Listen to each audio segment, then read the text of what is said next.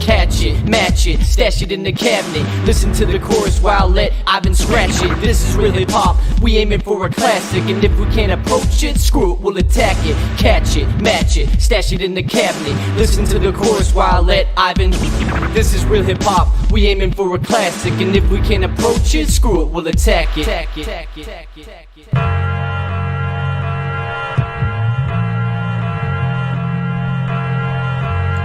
What you know about classic music? 3, 2, 1. Hey, what's up, everybody? Welcome to the Retro Wrestling Review Series. Today, we're going to be going all the way back to the first ever WrestleMania that ever happened. There's going to be a lot of history on this. We figured this was going to be a Retro Sunday, because here's the person that's made this retro a thing. Chris Dawn, how are you today? Fantastic. You picked this retro today. I figured there was going to be a case where we would have to go back to the very first WrestleMania someday, and you made that even closer than we all expected. So, and we're actually live right now, live and in person. Well, not in person, but we're just live.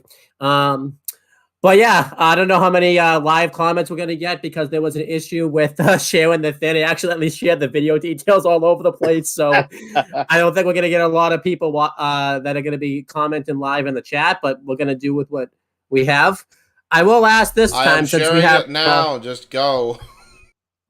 I will ask this time, though, since we're actually talking about like a retro, try to keep it in topic to the retro. Don't talk about anything that happened like in 2005 or like that's going on now. Try to keep it to the topic of WrestleMania 1.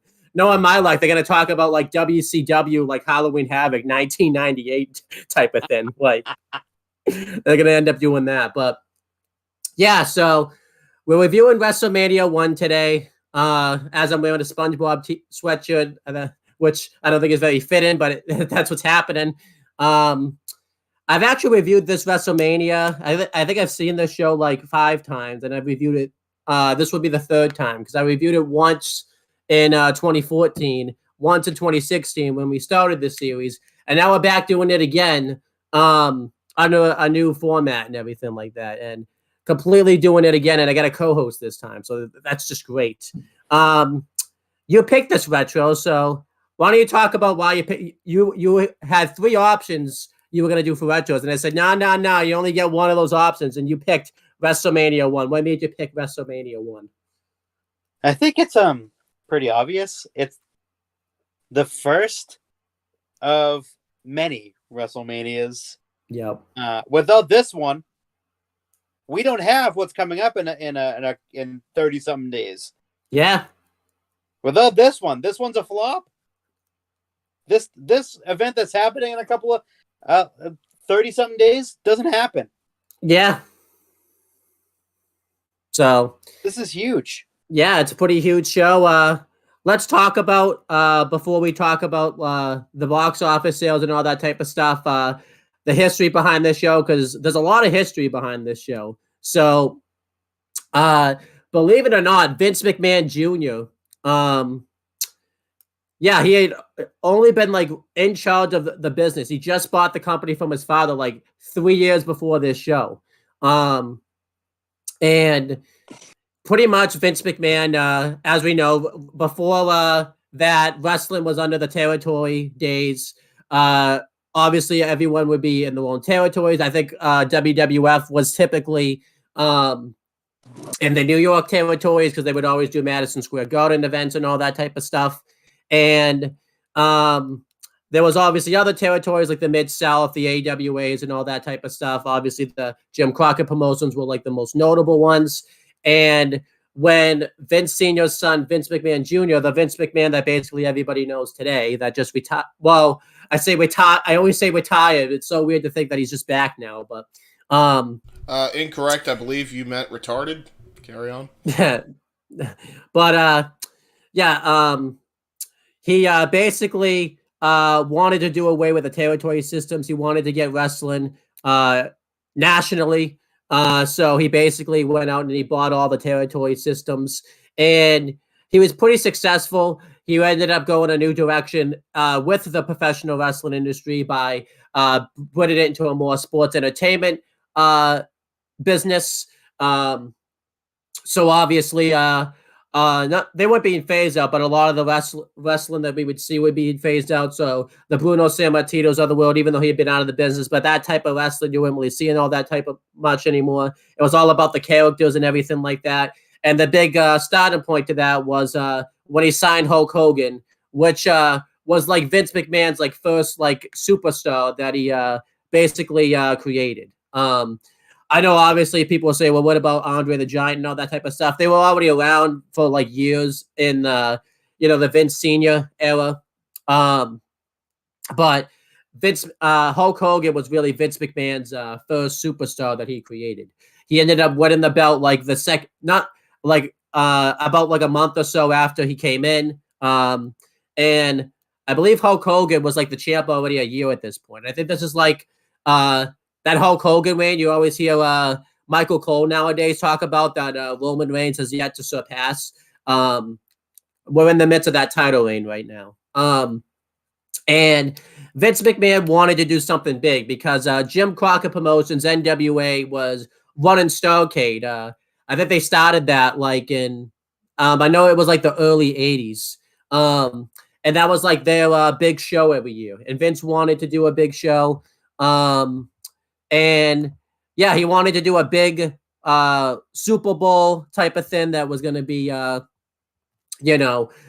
big wrestling extravaganza every year. So Vince decided to basically throw everything in there, throw all of his money, everything, put everything into creating WrestleMania. Little known fact, Chris, I don't know if you know this. This wasn't originally going to be called WrestleMania. This was originally going to be called the Colossal Tussle, I believe it was going to be called. I believe they voted on this like in the board of directors type of thing. I don't think it was a board of directors, but there was a bunch of people that voted what this show was going to be called. And the Colossal Tussle was one of the names that was going to be called. But it didn't end up going down. They decided on WrestleMania. I think they were going to do Hulkamania, but obviously they decided on WrestleMania because obviously there's wrestling in there. Thank God they didn't do Hulkamania because they would have had to, who knows where wrestling would have been in 2015 because they basically phased Hogan out at that point. We wouldn't have even had a WrestleMania probably that year, but they decided to go with WrestleMania. And it makes sense because Hulkamania was really catching fire at this time. Hulk Hogan was like the most over babyface in the history. Well, at this time in the professional wrestling business. They did a couple of shows to advertise it. They were called, I have to look up the names of these shows. The Water Settled the Score, and there was another show that was called, hold on one second. Yeah, The Water Settled the Score and The Brawl to End It All were the two shows they used to hype this show. I believe, if I'm not mistaken, on one of these shows, we had that infamous segment where I believe Roddy Piper hit Cyndi Lauper with the record and all that type of stuff. I believe that happened. And another one of these shows, we had Hulk Hogan versus Roddy Piper in the main event, which set up the main event of this show. So yeah, it was going all over the place. And another significant thing that set up this show was the feud between Jerry the King Lawler and Andy Kaufman, which had happened in 1982. Basically, accidentally set up WrestleMania because it was the first time that like a big time celebrity or anything like that had really gotten involved in the stage that they did in the professional wrestling business. It got Memphis Wrestling very successful, was being talked about. and Vince McMahon Jr. saw that getting all these celebrities involved can create cash, and that's basically what happens on the show. That's basically filled with celebrities. It took place in Madison Square Garden, which obviously makes sense considering the fact that they would do all their big shows anyways in Madison Square Garden. So why not have your first WrestleMania happen at the Garden? The commentary team was set up pretty uniquely because it was Gorilla Monsoon and Jesse the Body Ventura. And this is very significant because this was not long after Jesse the Body Ventura retired from the in-ring competition, pretty much. He had obviously been behind the booth for a bit, but this was like the biggest show that he had called at this point. And there was reports that he was like nervous as hell commentating and stuff because it's a pretty big show and he basically didn't want to screw this up. Gorilla Monsoon had been behind the booth for a little bit, but this was lately Jesse the Body Ventura's like first big show that he called. Other things, the rest of this I'm just going to try to get off Wikipedia. If I didn't give you the best information, there's various documentaries and stuff you could talk about WrestleMania and things like that. It aired on MTV. It aired on various TV stations and all that type of stuff. It was the first wrestling show that was going to be doing that. Hulk Hogan and Mr. T ended up hosting Saturday Night Live like the day before. They basically had to be like back at WrestleMania. Like they said like curtain call was at like 10 in the morning, I think, because at this time wrestling events were on in like the afternoon. So I think the show itself started at like 1:00. And Hogan and Mr. T were probably tired as hell because I did some research on this. And apparently after you host Saturday Night Live, you basically go out afterwards and like basically go out drinking, especially at that time and stuff. And pretty much unless Hogan and Mr. T behaved themselves and went to bed early and after the show, after the SNL episode, they basically were probably dog-ass tired the next day. And we'll talk about other backstage things that happened. Vince McMahon revealed before the show, I believe it was Ricky the Dragon Steamboat that has said this in his podcast. Maybe not Steamboat, but it was someone that said this recently. Not recently, but like back in 2015. That Vince revealed like in the back in gorilla position. He had like a meeting with his talent, basically said that if this show is not a success, that like we're basically done. Like the company's going to go out of business. That's how much he threw into the show. I think that's about all the information I can really give you about this show. Any other information you have, Chris, about this show that you think needs to be talked about? No, I think you pretty much covered it all. It's a big show, big deal. I mean, again, if you want like more information about what was going on when it came to setting up this WrestleMania and all that type of stuff, there's various documentaries that talk about it. Probably the most one you'll want is probably the A&E documentary that they did back in like 2020. It was last year, actually. They did like a documentary. It's like the last episode of the season where they talked about it. I will suggest maybe like that's probably a good one to use, but some of those documentaries, the A&E ones, they do go into like some personal stuff that you wouldn't expect, but it's obviously that I don't think they're gonna go over like everything so that I just said and all that type of stuff. But because some of those WWE documentaries can be very WWE based and all that type of stuff. So, but you'll get to see Vince McMahon before he retired for like 3 months. So, because I think those documentaries came out before then. So, but yeah, so going through the show itself, let's talk about it. So let's just say this right now. This is not one of those wrestling shows that if you come on here and expect like these 5-star classics to happen, that's just not going to be the case. This was still in the Hogan era where, there wasn't a lot of that type of stuff going on, which is why James is just producing this. I don't necessarily think James would have hated this show, but I feel like James wouldn't have really wanted to watch this show. I think he would have rather produced I don't think. Again, I could have been completely dead ass wrong, but I just don't see James really wanting to want to watch the show and that type of stuff. So there you go. But going through the show, not a lot of storylines really took place at this time. There was some that happened. It was mainly the title matches and the main event that had the storylines. I think a lot of this show was. I think you would have seen the show probably at like another MSG show. It was just airing nationally and all that type of stuff, which was pretty cool. But yeah, going through the show, we had, like I said, Gorilla Monsoon and Jesse the Body Ventura on commentary. We had the intro video package where they basically just show the matches that were going to happen on this show. So there you go. We had the national anthem, which was performed by Mean Gene Okerlund. This is kind of funny for the lulls and all that type of stuff because he doesn't really sing the song. He just kind of speaks it into the microphone and all that type of stuff. He has cue cards out so he doesn't fuck up the song, which is I say that saying it's a pretty easy song to fuck up, but considering the fact that it's WrestleMania in front of everyone, it is pretty easy to fuck up. It is. The pressure that he had. Impossible. Yeah.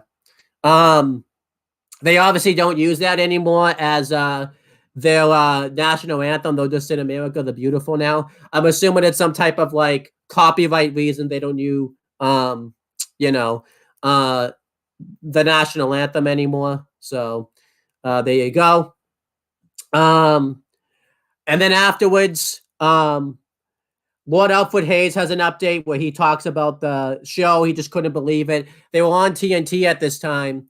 And actually, before I even go through this, I forgot to mention all the financials and all that type of stuff. I typically am pretty good at talking about that. I think I forgot this time because I was kind of saying it already anyways, but let me just go through that before I continue talking about the rest of the show. So this show took place on March 31st, 1985. So a very significant date in the history of professional wrestling. It aired it was in New York, and the venue was Madison Square Garden. The attendance was 19,121. It's really tough to tell if that's actually the attendance because we've talked about this before. WWF anyways, likes to make up the attendance sometimes. So I think that one's legit. Yeah.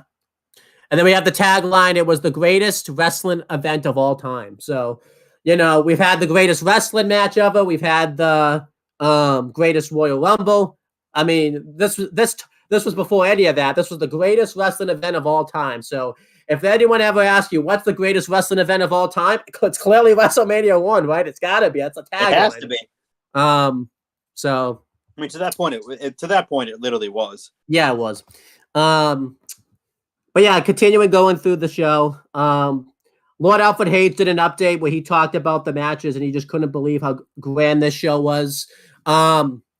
He was holding I don't think he was here, but later in the show, he's holding a WrestleMania 1 program. I feel like he was supposed to advertise that, but he forgot because he never says hey, go buy this program or anything like that. But I guess it's tough to do that because it'd be kind of weird to say, oh, you could get the limited WrestleMania 1 program. I think you can only get that when you're there. So it's but they do stuff with him. We've obviously seen Lord Alfred Hayes later editions. I think this was the first time where he his first gig because they introduced him people didn't know him, and you could definitely tell that he was fairly new, at least to covering wrestling, because he does fuck up a little bit throughout times doing his updates and all that type of stuff. He was talking about the first ever match that took place at WrestleMania. So this could be a trivia question someday where we ask what the first match is at WrestleMania. But before I do that, let me go through the ring announcers and referees and all that type of stuff. The ring announcer was Howard Finkel. He looked really young here.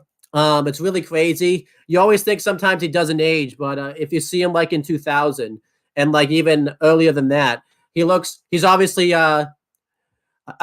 thinner here, and he still had the infamous voice, but I don't really think it was a thin yet. He obviously had the voice, but I don't really think it was a big deal that he had this voice. It was just, I don't think he was necessarily new. He obviously wasn't new at ring announcing or anything like that, but He's obviously not as infamous as he would become later on.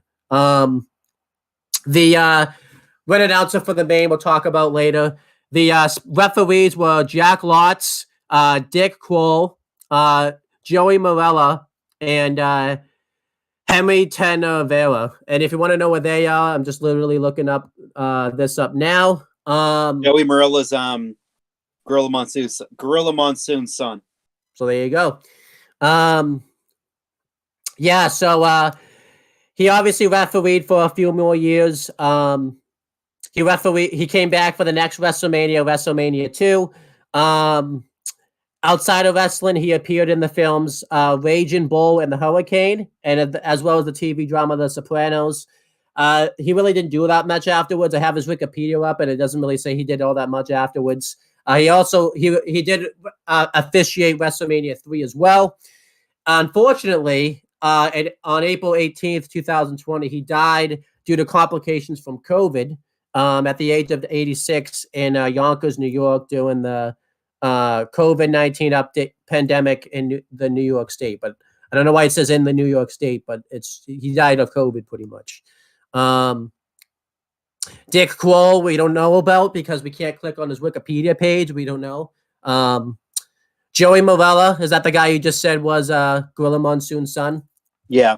Okay. As for Morella, he was it says here that he would be in the company a little bit longer. He actually we've covered him before. He was the referee in the SummerSlam 1992 match between Bret Hart and Davey Boy Smith. So if you want to hear about Joey Morella, you can go watch that retro. And then Henry Torvana, we don't really know about because we don't have a Wikipedia page on him. So whoever's writing these Wikipedia pages need to up their freaking game. We need to know about these people. We need to know what they're doing. Like, before I continue, let me see if there's any comments. There's a few comments. James says this time. But if you want to find his channel, it's JH95/FTW Productions. But it's James. You all know it's James. If you want to know why I'm saying that, go watch the last video. He says, I like sports entertainment style wrestling, but I have seen better sports entertainment centric WrestleManias. Hence why I ain't reviewing it. LOL. That's all. LOL. Apparently he thought that he thought that was hilarious. And then he says, dude, I'm watching WrestleMania 1 right now. I had no idea this was today. This was from Steve Steiner. If you don't know who Steve Steiner is, you clearly haven't watched this. We should have told him about it. I didn't realize. I forgot. That was kind of an oversight. I forgot to tell Steve that we were doing this today. Huh? Too fucking bad, huh, Steve?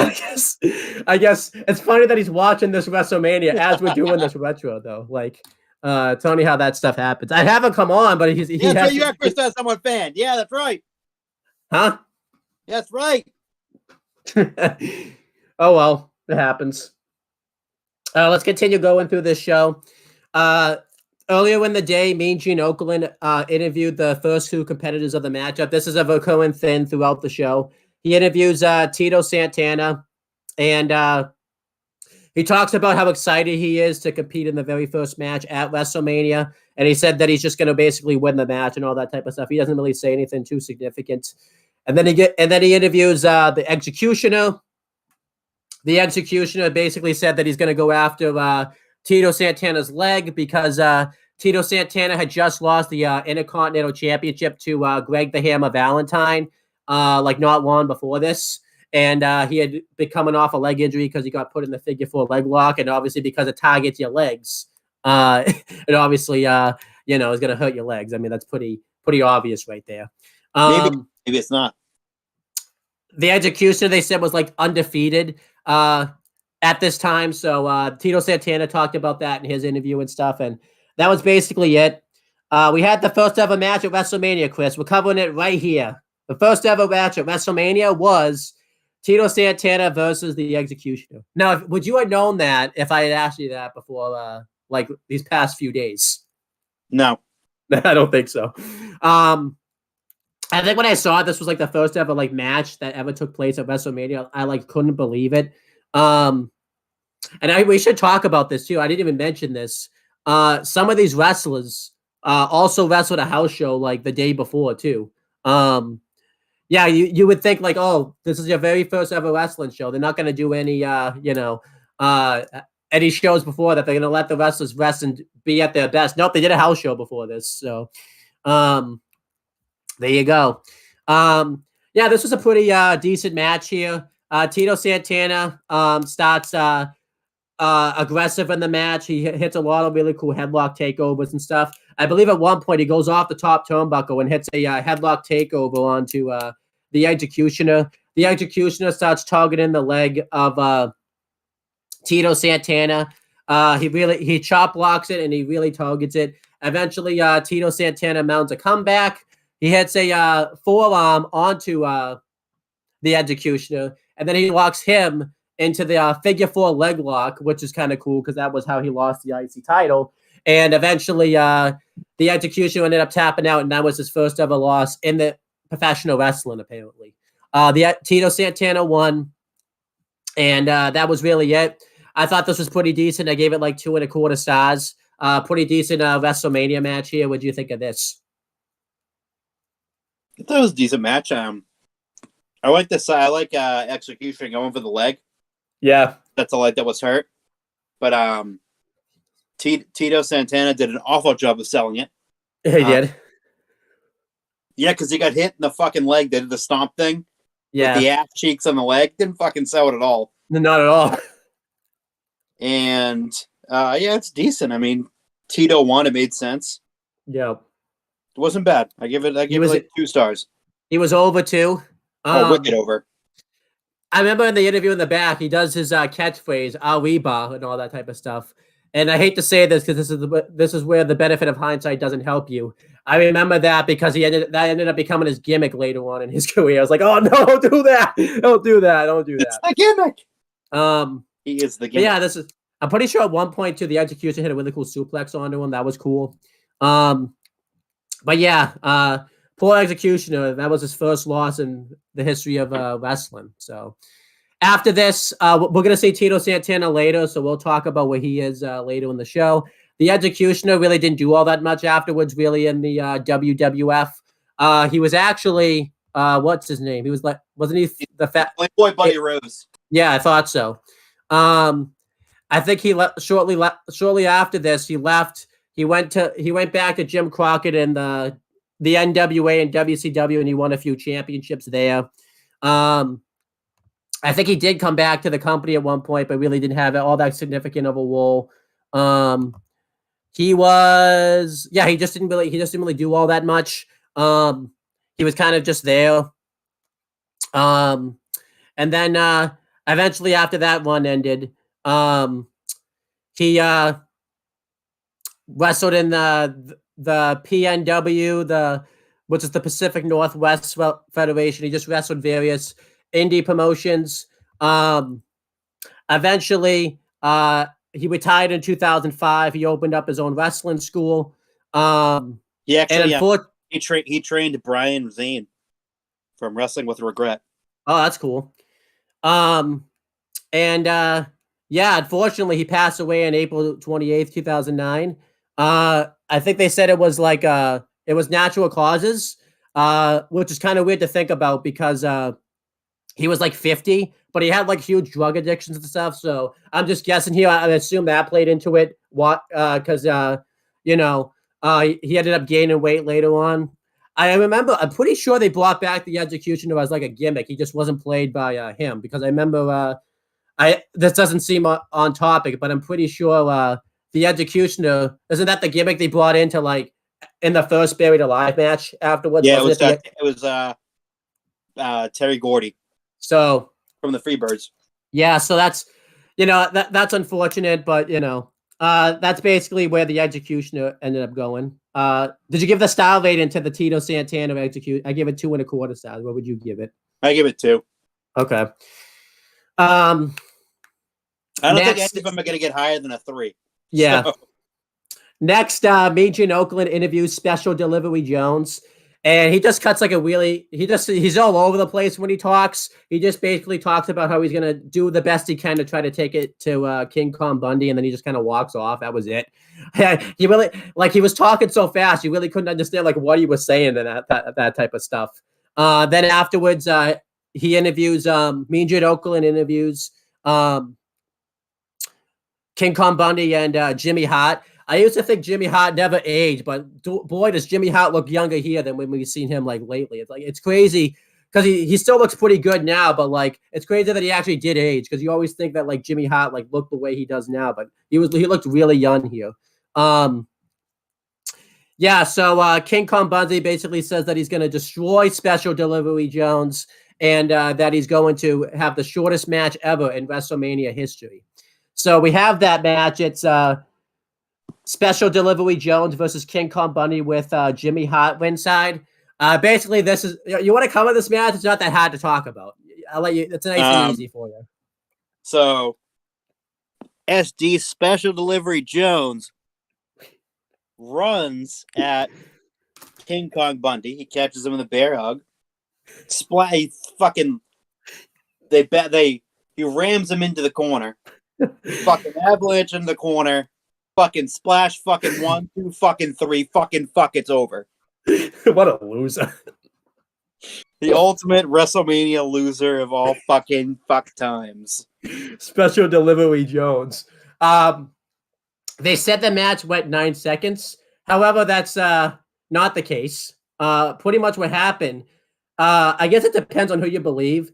I think Special Delivery Jones, they said, didn't actually want to like have a quick loss like that at WrestleMania. So they said that he purposefully like stalled, but they also said that he missed his cue pretty much and didn't get up out of the corner like when he was supposed to or something. So basically the match is actually like 20 seconds, but they said it was 9 seconds. You can believe who you want. That match definitely was not 9 seconds. That match, I was like, wait a minute, that's not 9 seconds. Yeah, I guess from splash, avalanche on the corner to splash to pin, I guess is 9 seconds. But like, I guess so. The whole fucking match was like 20-something seconds. Yeah, so that's basically that. They were obviously building up King Kong Bundy because he was like fairly new to the company at this time. Well, not new, but like they were building him up as like a monster for like Hogan and all that type of stuff. So they clearly wanted to give him like a quick loss. They had said that was like the fastest match ever in the history of like not the business probably, but like the company. Obviously, we've had faster matches than that. I believe the shortest match ever at WrestleMania, technically, actually, is The Rock versus Eric Rowan at WrestleMania 32. So that's the shortest match at WrestleMania. We'll be covering that someday. It was just a rock bottom, and that was it. So that was it. Just fucking 1, 2, 3, done. The Rock and Eric Rowan put Special Delivery Jones and King Kong Bundy to shame. Eric Rowan fucking do what to do. He did business the right way. He did the job. Yeah. Yeah. So, what did you think of this match as like a star rating and stuff? As a star rating? Yeah, and stuff. Yeah. Whew. This was a classic. How could you not rate this anything more than a fucking half a star?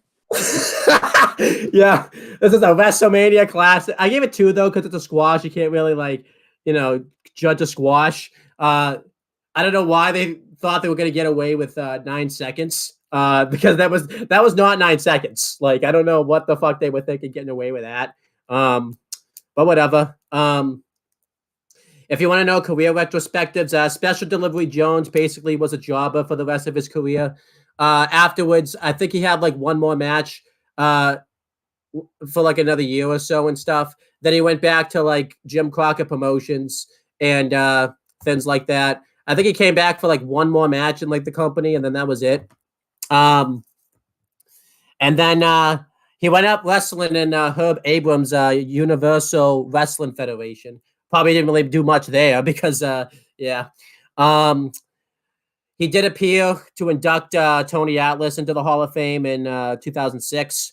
And then he was inducted himself, not as the Hall of Fame inductee, but as the legacy inductee in the 2019 Hall of Fame. after retiring from professional wrestling, he lost a considerable amount of weight and took a job as a New York Daily News guy. And then he died. I can't see. He did die of a stroke, pretty much. I don't think he died like right after the stroke. I think he had like a stroke 2 days earlier, and then he died like a couple of days afterwards. This was in 2008, so it's really sad.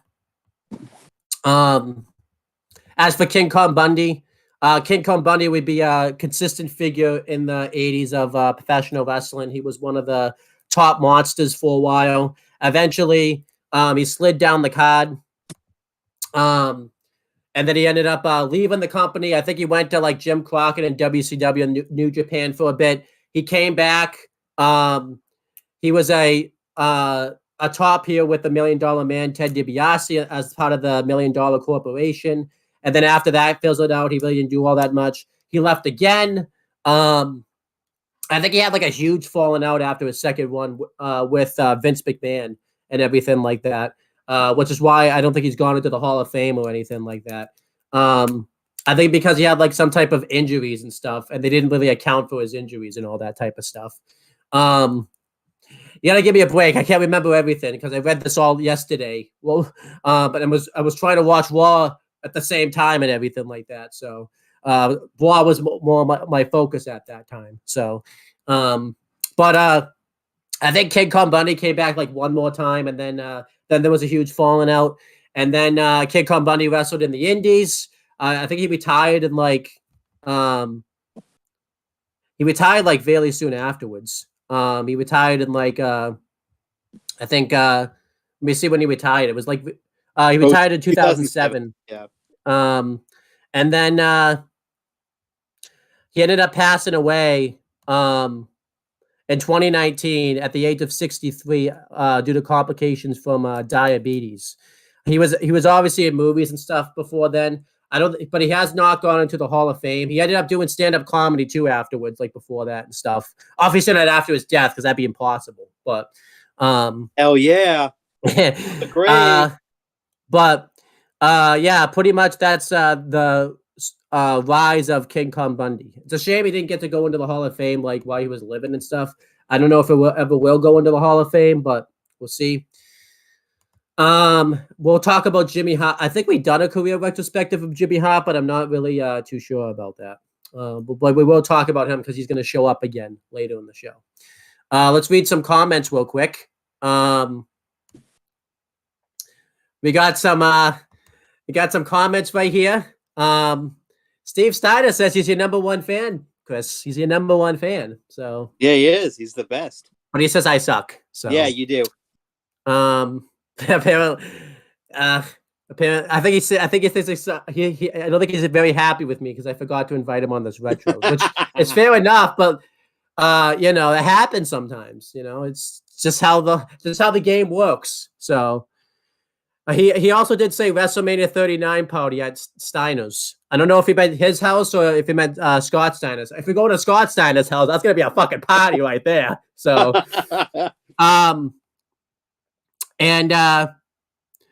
Steve Steiner said Executioner kicked his leg, but he didn't kick his leg out of his leg. I think I don't know what he was referencing there.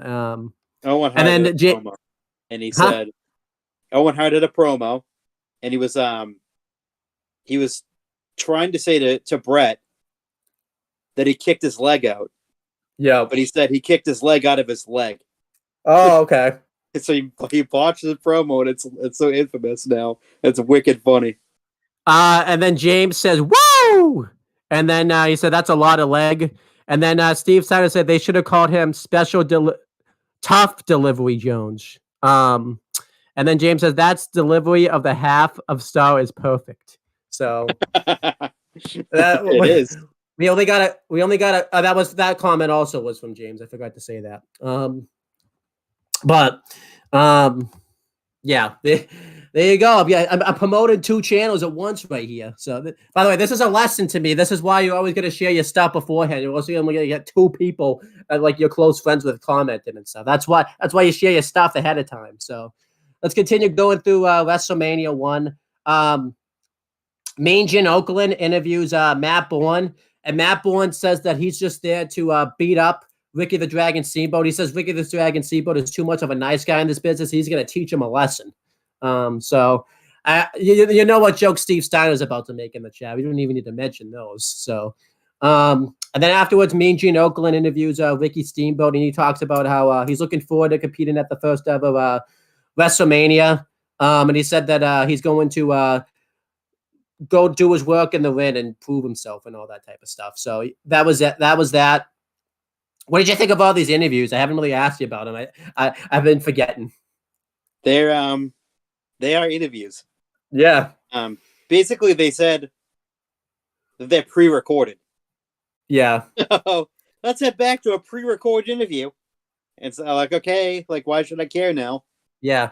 I also think it's funny, like, because he clearly interviews the people like right after, like, for example, like Matt Bourne, like he interviewed like right before Ricky Steamboat, and then like Matt Bourne walks off somewhere else, and then Ricky Steamboat comes in, and they do this weird cut thing where like they show the WrestleMania logo like right after like their interviews and stuff like that. So it's like they took place one out after another. They must have been like really respectful with each other. They didn't get in any brawls or anything like that. So but yeah, going through the next match, it was Matt Bourne versus Ricky Steamboat. Ricky Steamboat had just debuted the company not long before this. He was only in the company like a month, which is crazy. That he was already on WrestleMania and everything like that. That showed they had like big plans for Ricky Steamboat. Yeah, this match was pretty decent. Matt Bourne does exactly what he said he's going to do and beats up Ricky the Dragon Steamboat. He just puts a hurting on him. He attacks him viciously. He hits a really cool suplex on him. That was pretty cool. Then eventually, Ricky the Dragon Steamboat makes a comeback. He does like a clothesline, but instead of doing like an actual clothesline, he does like this and does the clothesline. And then eventually he hits the high cross body. They didn't call it a high cross body because the move was fairly new at the time. I believe they called it like a body splash, but it was a high cross body. And Ricky the Dragon Steamboat gets the win. And it's moments like this I wish Ricky Steamboat, we would lose that match at WrestleMania 3. I wish Ricky Steamboat had been like this age now because he'd be fucking putting on banners nowadays with like all these, these, yeah. I mean, he could still go and not. I mean, he just fucking had a match recently at age 66. I mean, I know it's a 6-man tag, but fucking oh my gosh. But anyhow, I thought this match was pretty decent. They were obviously grooming Ricky Steamboat for big thins, and good way to get a big win at WrestleMania 1 to show that they had a lot of faith in him. I gave it like 2 3/4 stars. What do you think of this? That is a very good match. Matt Bourne eventually became Doink the Clown. Yeah, you can tell that Steve Coakley is going to be making a lot of jokes about that. So, but yeah, I thought the match was good. It was a very good match. I give it the same. I give it 2.5. And then, as for career retrospectives, as we said, Matt Bourne wouldn't really last much longer as the Matt Bourne gimmick. I think he was shortly released after this. He went on to do his thing in Jim Crockett Promotions. I think it was him that had like some type of like outdoors gimmick, but it never really got over. So he ended up going back to WWF. He was Doink the Clown as heel Doink at first, and he did his thing as heel Doink. Then eventually he turned babyface, but unfortunately Matt Bourne's drug addiction got the best of him, and he ended up getting fired from the company. But then the funny thing is, after he was fired, he went to like ECW and did the Doink the Clown gimmick in ECW, which was fucking weird because he was literally, there was someone else playing it at the same time. And then eventually, afterwards, he just went on to become Matt Bourne himself and just did his thing in the indies. And then he would come back from time to time as Doink the Clown. And eventually he just did the indie stuff. I think he mainly did Doink the Clown, but he would occasionally wrestle as Matt Bourne. And then eventually he ended up passing away in 2013 because of his drug addiction issues and all that type of stuff. They didn't really know what caused his death at first, but then they found out it was an overdose. And yeah, he ended up passing away.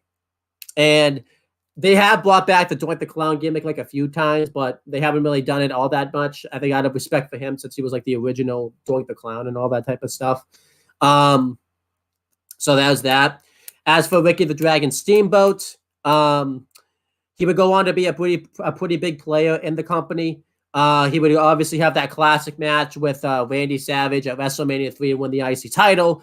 But unfortunately, he wanted to take time off because he was about to have a family and everything like that. So he wanted to take time off to be with his wife and his newly born son. So pretty much Vince McMahon took offense to this, and because he was meant to be like a big player for the company. So basically, after he came back, he didn't necessarily bury him, but he didn't necessarily give him all that big of a push. So after that, Ricky Steamboat, I think he was gonna lose the belt too to some random person, but he ended up losing it to the Honky Tonk Man instead. But yeah, Ricky Steamboat ended up leaving WWF and went back to Jim Crockett, and obviously had those classic matches with Ric Flair and won the NWA, and then it became the WCW championship. And then after that run ended, he came back as not Ricky Steamboat, but just the Dragon. He wasn't anything else. Really didn't do all that much. And then he went back to WCW, had a few runs with the TV title and things like that. Then he went out and he went to do the Indies. He came back to WWE.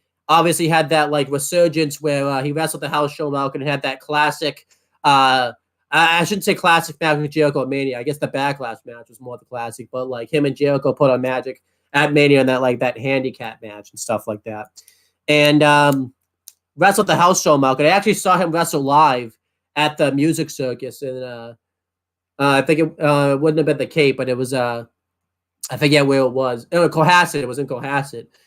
He wrestled Drew McIntyre live, right before Drew McIntyre showed up again, which was kind of interesting. And pretty much after that, he went on to become a trainer in FCW, and he basically did a tag team with his son. But then he was released. But he still made occasional appearances on WWE television. We've seen Ricky the Dragon Steamboat recently show up everywhere. He showed up on AEW last summer on the House of the Dragon episode, because can't have a dragon episode without Ricky the Dragon Steamboat. Can't have that. He showed up on NWA, and he was a part of they said he was a part of putting together that national title tournament to become #1 contender, which if you saw the way that tournament went down, there's no way that fucking Steamboat put that together. You're not going to tell me otherwise. If he did, then I don't know what the hell happened there. But then I think the most recent thing he did was that 6-man tag. I think he teamed up with FTR to face some, I don't even remember who it was. He faced he teamed up with FTR to face some tag team. I don't even remember who it was. He showed up on some house show, and he wrestled at 68 years old, which was fucking crazy. So Ricky the Dragon Steamboat's definitely a trooper there. Now before we continue, let's read some comments.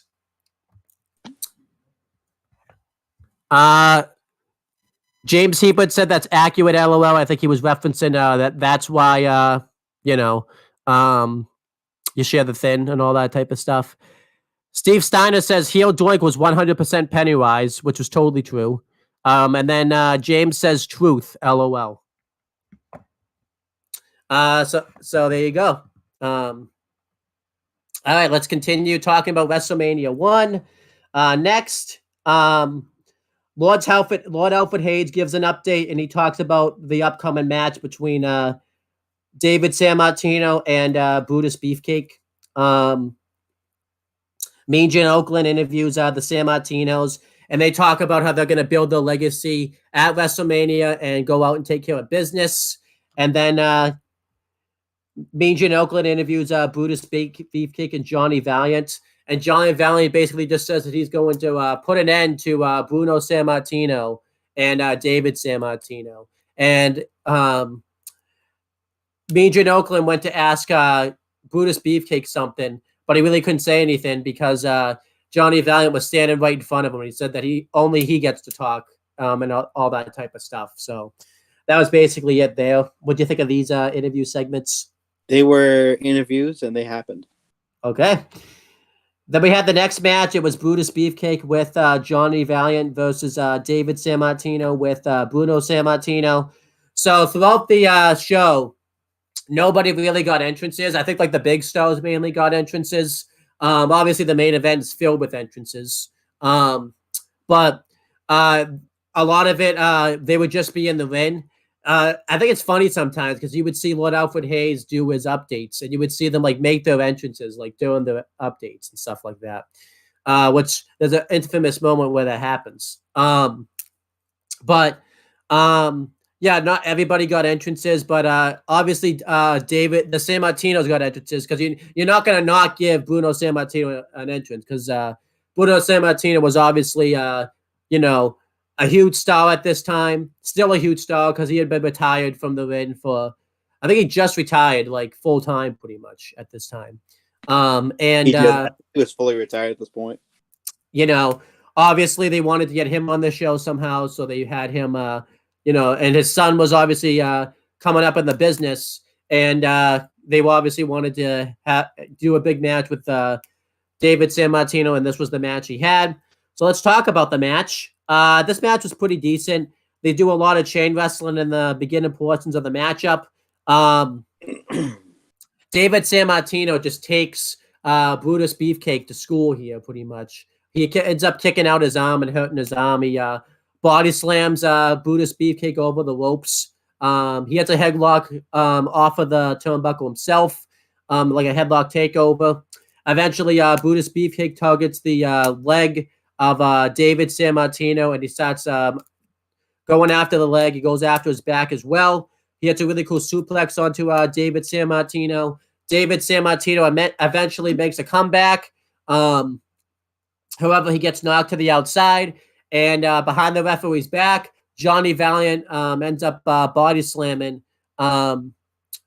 David San Martino on the outside, and this builds into a whole bunch of chaos where Bruno San Martino attacks him. The San Martinos go off on Johnny Valiant and Brutus Beefcake, and they fight them off. The referee throws the match out and announces that both men have been disqualified, even though really what should have happened was Brutus Beefcake should have won because Bruno San Martino hit Brutus Beefcake before Johnny Valiant even hit David San Martino in view of the referee. That's really what should have happened, but overall, I thought this match was good. I gave it like 3 stars. I probably would have given it like 3.25 had it had like an actual finish. I don't know why they didn't just do a tag match with Brutus Beefcake and Bruno San Martino versus Johnny Valiant and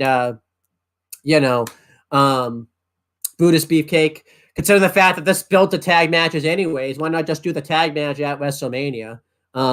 Even though Vince was young at this time, and he still had those moments where why not just do a freaking tag match? Like there's still moments where Vince does these things you don't understand that and things like that.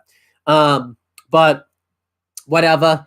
I still thought this was good. Obviously, the San Martino's got a huge ovation, mainly because of Bruno, because he made his name pretty much in Madison Square Garden and all that type of stuff.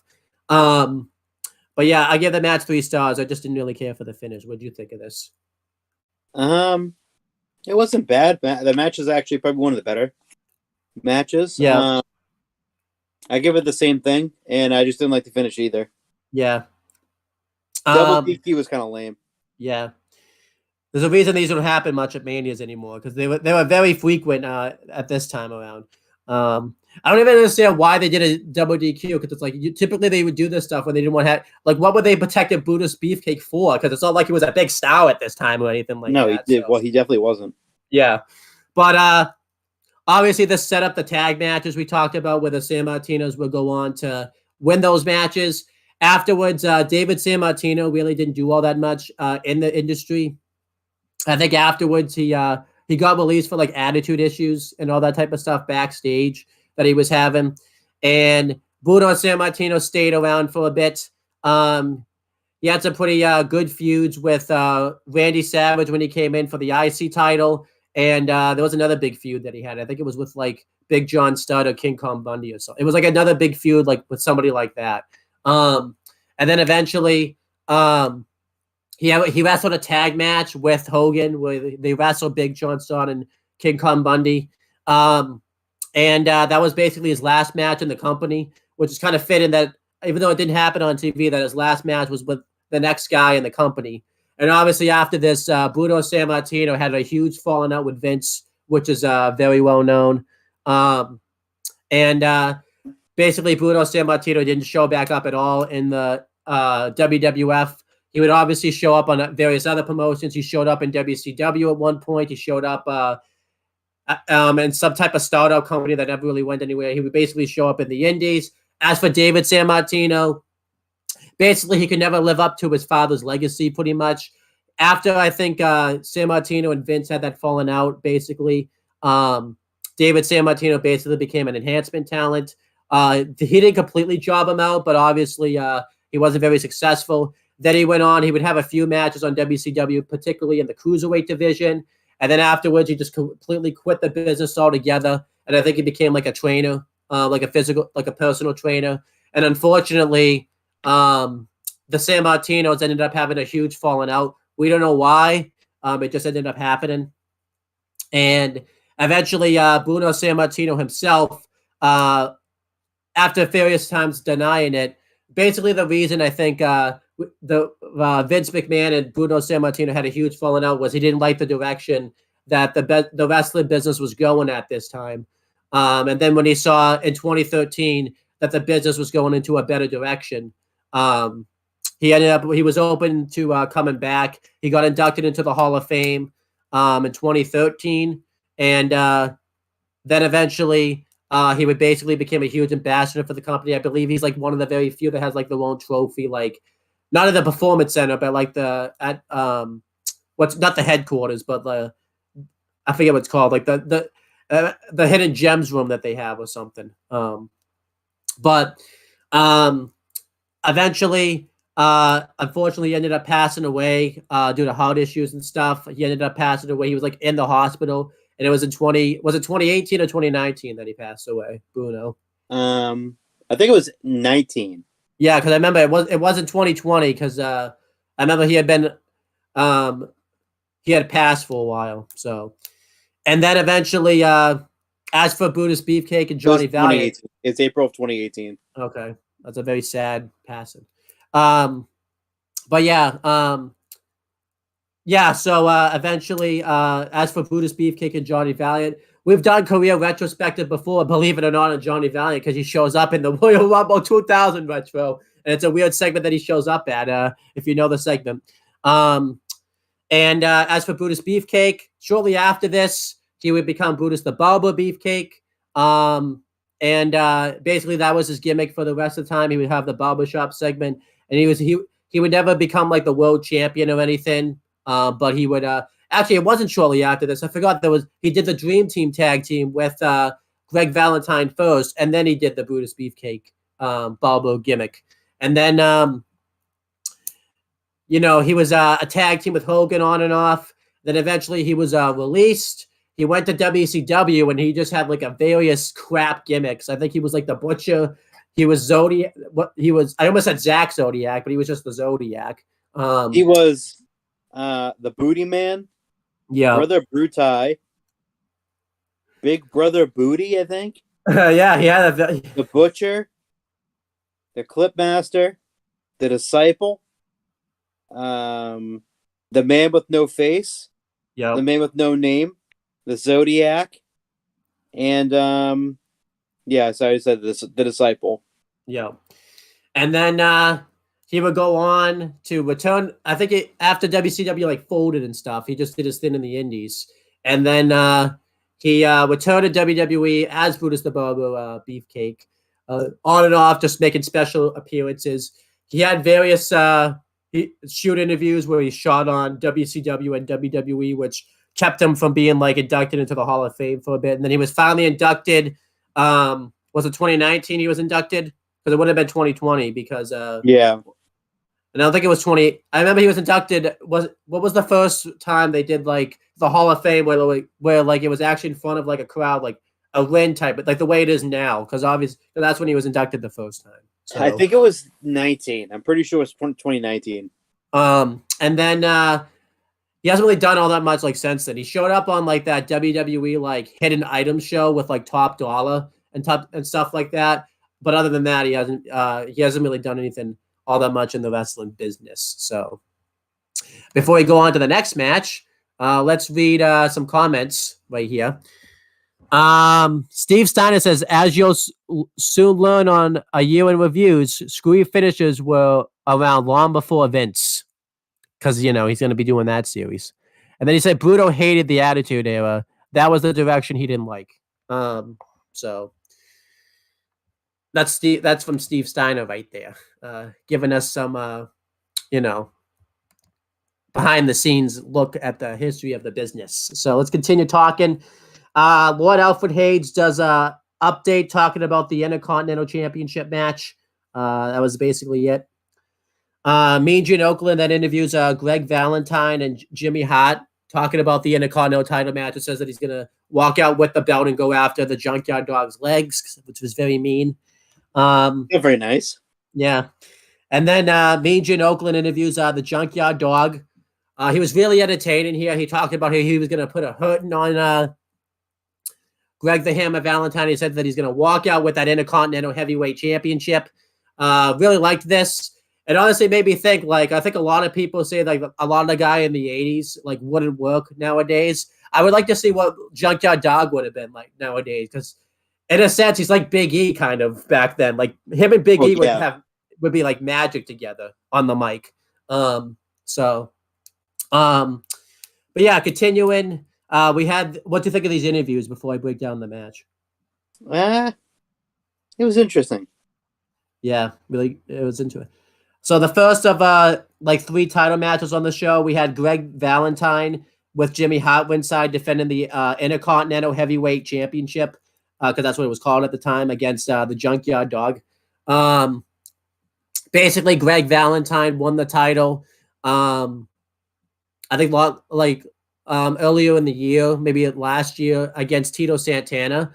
And instead of facing Santana on this show, for some reason, he was fighting Junkyard Dog, which wasn't a bad idea. It just seems weird. You would think that would be the match here. It would be the Junkyard. No, it would be Greg Valentine versus Tito Santana. It was set up perfectly to happen at this Mania, but instead they did the Junkyard Dog, which wasn't necessarily a bad idea, because he was really over at this time, and there was some good feuds going into it and stuff. It just seems kind of odd that because they were clearly I don't know. It's just it's just one of those weird things about Vince that I think a lot of people think it happens recently. It even shows here that Vince booked a match that he didn't book the match that should have been booked on this show. It's just weird how Vince is like that sometimes. But we had the match. Junkyard Dog did get an entrance. Really good music for his theme song and everything like that. I remember because this is one of the matches that you play if you have this game, Legends of WrestleMania game. I think this is one of the matches that you have to play in the game, which is how I even know about this match to begin with. But we had the match. Junkyard Dog starts viciously attacking Greg the Hammer Valentine. He hits really good headbutts on him where Valentine just falls to the floor. And then he just falls out of the ring so that way he can't be pinned. Eventually, Greg the Hammer Valentine targets the leg of the Junkyard Dog. He goes for the figure 4, but he gets kicked off. And then eventually the Junkyard Dog mounts a comeback. He hits one headbutt, and he just holds on to Greg Valentine's head. And then he hits a second one. And the way that Greg the Hammer Valentine sold this was great. And then eventually the Jimmy Hart gets up on the apron with the title. And he goes to he's distracting the Junkyard Dog. And Greg the Hammer Valentine goes to hit he goes to hit the Junkyard Dog, but he inadvertently hits Jimmy Hart. And eventually the referee gets distracted, and Greg the Hammer Valentine rolls up the Junkyard Dog and puts his feet on the ropes for levers and cheats to win. And the match is over, at least we think so anyways. And then right after this, Tito Santana comes out and points out the fact that Greg the Hammer Valentine was cheating, and the ref just takes his word for it, restarts the match, and Greg the Hammer Valentine just doesn't get back in the ring. He just loses by count out, and the Junkyard Dog wins, but he doesn't get the title. And there's that moment a lot of people talk about where Lex Luger celebrated SummerSlam 95. Yeah, it was 95. Was it 94? No, it was 94. No, it was 93. It was SummerSlam 93. When he won the title, and by count out, and he celebrated as if he won the title when he didn't.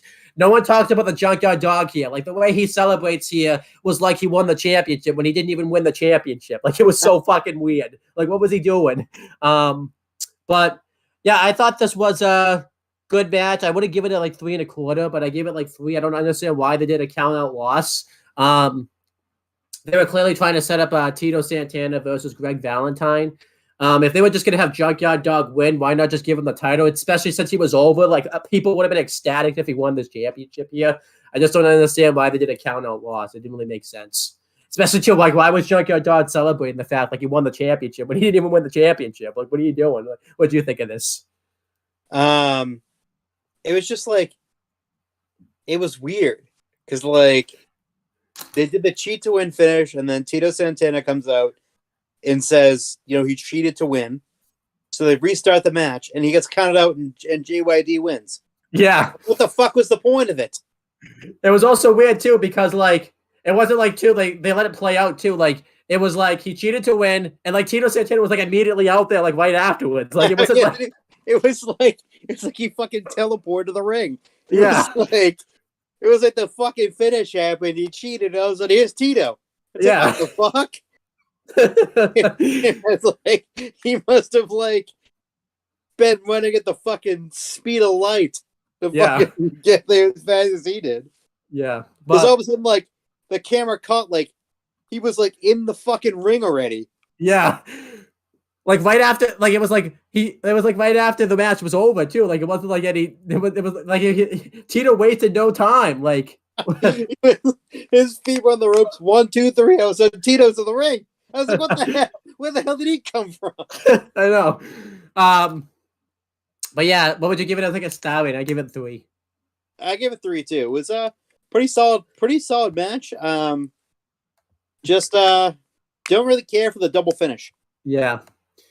As for career retrospectives, Greg Valentine would go on anyways to lose the belt to Tito Santana. So again, why in a cage match? Why not book that match here? I don't understand why they didn't do that. And then Greg Valentine formed the Dream Team with Brutus Beefcake. And then when that tag team ended after they lost the belts and everything like that, he turned into a baby face. Really didn't do all that much. I believe he was in a tag team with the Honky Tonk Man shortly afterwards as Rhythm and Blues, which was just random as hell.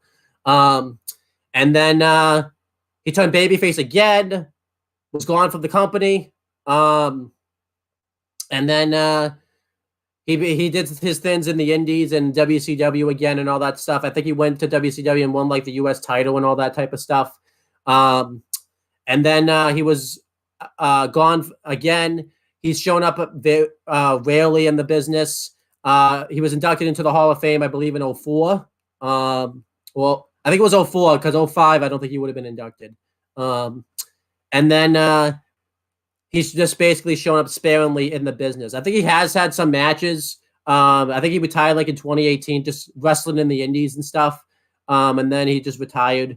And I think the most recent time I could think of that we've seen him was on AEW during the dog collar match with Cody and Brody Lee. So that's the most significant time we've seen Greg Valentine, unless he's shown up recently on like NWA, but that doesn't count.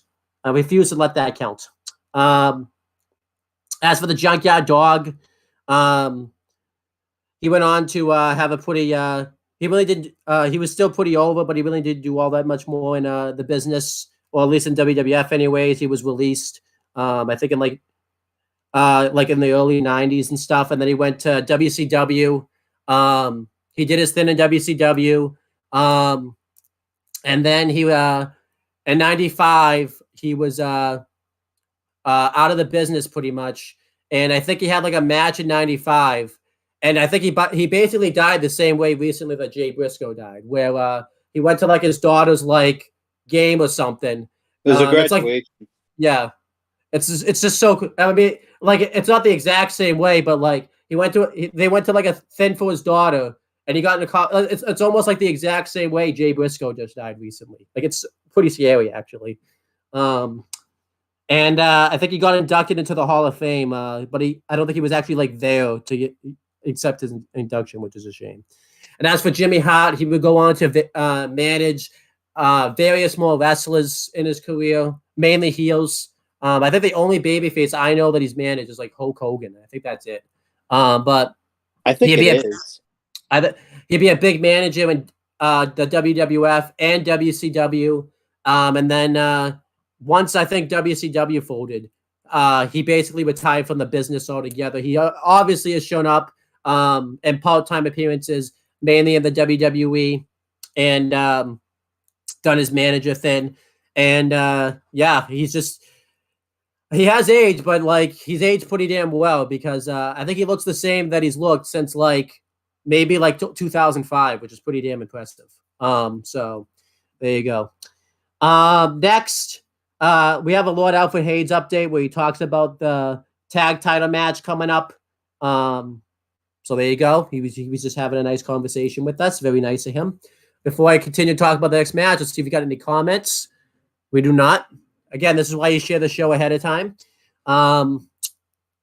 Next, Mean Gene Okerlund interviews the Iron Sheik, Nikolai Volkov, and Freddie Blassie.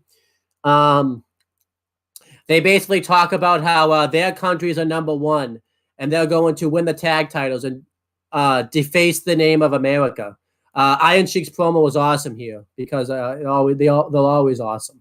I mean, John Tuddy, a longtime contributor and the visionary of this show, has an infamous Iron Sheik promo that he's told before. So, and then afterwards, Mean Gene Okerlund interviews the U.S. Express and Lou Albano, and basically they just say they're going to do all the talking in the ring. And let's just talk about it now. I don't think it's here, but later in the show, like Lou Albano, I don't know what the fuck he had. He had like this weird things on his face, like they look like condoms, honestly. Like I don't know what the hell he was wearing on his face, but it was really weird. But what do you think of these interview segments right here? They were interviews for sure. They were interviews. So next match was the U.S. Express defending with Lou Albano inside, defending the WWF tag team titles against the Iron Sheik and Nikolai Volkov with Freddie Blassie not on commentary, but he was inside with Sheik and Volkov. Not much of a reason for this match. It just kind of happened. I'm pretty sure the U.S. Express had just recently won the tag titles, and the Iron Sheik and Nikolai Volkov, obviously attacked them because they don't like the fact that they were representing America because they're the U.S. Express. They can't be having that type of stuff go on, especially Sheik. He was completely against it. He did not want that happening. I completely made that up, but that's probably what happened. I mean, it's the U.S. Express versus two people, one from Iran, one representing the Soviet Union at this time. I mean, the story was already there. You didn't really need to do much of a story. And I didn't realize this till now. The U.S. Express, I knew one of them was Barry Windham. I don't know why. It just never registered until I just recently saw it. One of them was Mike Rotundo, who obviously has been it's just so weird to see Mike Rotundo pre-IRS gimmick. He's so bland here, by the way. I should just talk about that. Like, the U.S. Express tag team was really bland. Like, I can't even. They're almost at the level of bland of Katana Chance and Caden Carter, but nothing could be there. They're almost there though. But anyhow, going through the match, Mike Rotundo takes it to the Iron Sheik. The baby faces dominate the heels for a bit. They do this spot where they do like a headlock takeover onto the Iron Sheik, and like he goes over to the corner. I think it was like a hip toss or something, and he goes over to the corner and he gets a right hand by Barry Windham, and they're just beating him up back and forth, and they just dogpile him at one point. Eventually, the heels get the upper hand. They dominate Barry Windham for a bit, and eventually Mike Rotundo gets the hot tag. It wasn't much of a hot tag because like Nikolai Volkov's like on the ground doing the hot tag, and he's just like punching him, which was weird. And then eventually, behind the referee's back, Captain Lou Albano's distracting the ref, and this ends up doing a disservice to his team. And Iron Sheik behind the ref's back hits I believe it was Barry Windham on the back of the head with the flag, not a flag, but the cane of Freddie Blassie. And they cover him and they win the tag titles. And they just leave, and nothing else happens. Like, there should have been like a beatdown or something after this. It was weird because the faces just kind of stood there like they lost their champions. So like, oh shit, we lost. Like they didn't attack them, they didn't do anything. They just said fuck it. Yeah. But yeah, this was a good tag match. I give it like 3 stars. I obviously gave it an extra star because before this, Nikolai Volkov did saying the Soviet Union national anthem. And afterwards, the Iron Sheik does this gimmick where he says, I ran #1, USA, a pool, where he spits into the microphone and all that type of stuff. It was really good. So the match was still good. I give it like 3 stars. What do you think of this match? I give it roughly, I'll give it 3 stars too. It was good. Yeah. I like the finish. Yeah, and Sheik and Volkov had a really great run as champions. Yeah, so going through the career retrospectives, the U.S. Express would go on to win the tag titles back like a couple months later. Then afterwards, I think they lost the belts to some other tag team. I forget who it was. And shortly after this, Barry Windham left the company and obviously went to WCW. He joined the Four Horsemen, did his stint as the Four Horsemen. I think he was like TV champ.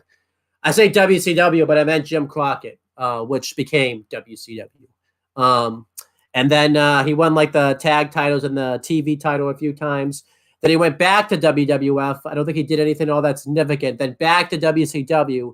We joined the Horsemen. And I think he did his thing there. Then he went to like different NWA territories. But when NWA was like in a really bad state, like we talk about how bad of a state it was now, at least they have like not a TV deal, but some type of deal where they could be on YouTube and stuff. Like they had nothing at that point. And then Barry Windham has pretty much joined the Hall of Fame as the Four Horsemen, and he's just chilling, doing his thing. He's a trainer now, pretty much. He's just a cool dude. And then Mike Rotunda obviously went to WCW. He did his thing as Mike Rotunda for a few years. I think he won like the 6-man tag titles and like Jim Crockett. Yeah, they had 6-man tag titles at one point, which was weird. And then he went back to the WWF as the IRS gimmick. And obviously he had various runs with that gimmick where he was just, himself as the tax gimmick. He was a tag team with the $1 Million Man, Ted DiBiase, as not the Mega Bucks, but the Mega Incorporated or something. And then Money Inc. was Money Inc. And then he was part of the DiBiase's Money Incorporated faction. And then they both left. They went to WCW. Wait a minute. What the fuck am I doing? We did a career retrospective on Mike Rotunda. We did it in SummerSlam 92. I forgot because they wrestled on that show. So what am I doing talking about him? You don't need to hear about him anymore. As for Lou Albano, I'm pretty sure he didn't really do all that much as like a manager role after this. I think afterwards he left the company shortly after this, and then he did managers like a manager role in the Indies. And then he came back and he managed the Head Shrinkers. And then he left the company again because he really couldn't do manager full time anymore because of the road schedule and all that stuff. And then eventually he passed away in, was it 2009 he passed due to like health issues and stuff? I think it was 7. This is what we have the internet for. Lou Albano was 09. Okay. And then I think the most famous, I know he was inducted to the Hall of Fame. The most famous thing that he did after his after the company is he commentated Heroes of Wrestling, that excellent pay-per-view, the best pay-per-view that I think anyone has ever seen in their lives. Yeah. I've never seen it actually, so it could be. As for the Iron Sheik and Nikolai Volkov, after the tag team ended, Nikolai Volkov became a heel, and then he went babyface, which was really random. He was all of a sudden an American sympathizer, and then Nikolai Volkov has been in and out of the company. He went to WCW for a period of time, and then I can't believe this. Actually, he actually died like I think in 2021. like really like it wasn't talked about at all. Really, like no one really mentioned it at all. Like it was like really out of nowhere type of thing. I think he like just wrestled right before he died, and no one talked about his death or anything like that. So it was really weird. Like there was no like in memory of him, like which is weird because he was like a big company guy and all that type of stuff. Like they always brought him back. So I'm surprised that they never really mentioned it. But the Iron Sheik has had various stints in the companies. Obviously, the biggest one after this was he would be with Sergeant Slaughter as the Iraq, doing the Iraq sympathizer days. And then afterwards, he worked various indie promotions. He would be brought back to WWE on occasions. And now, unfortunately, because of his health issues, he can't really travel anymore. So he's just chilling now. He's still kicking. So good. I'm proud of him. And then as for Freddie Blashley, we've mentioned him before in SummerSlam 2000 Retro. So next, Mean Gene Oakland's backstage and he interviews the tag champs. And they're all happy that they won the tag titles. And Mean Gene Oakland asks about the cane. And Freddie Blashley says, "What cane? We never had a cane out there." So they just kind of walk off and celebrate with the belts. They basically say America still sucks too. So that wasn't very nice.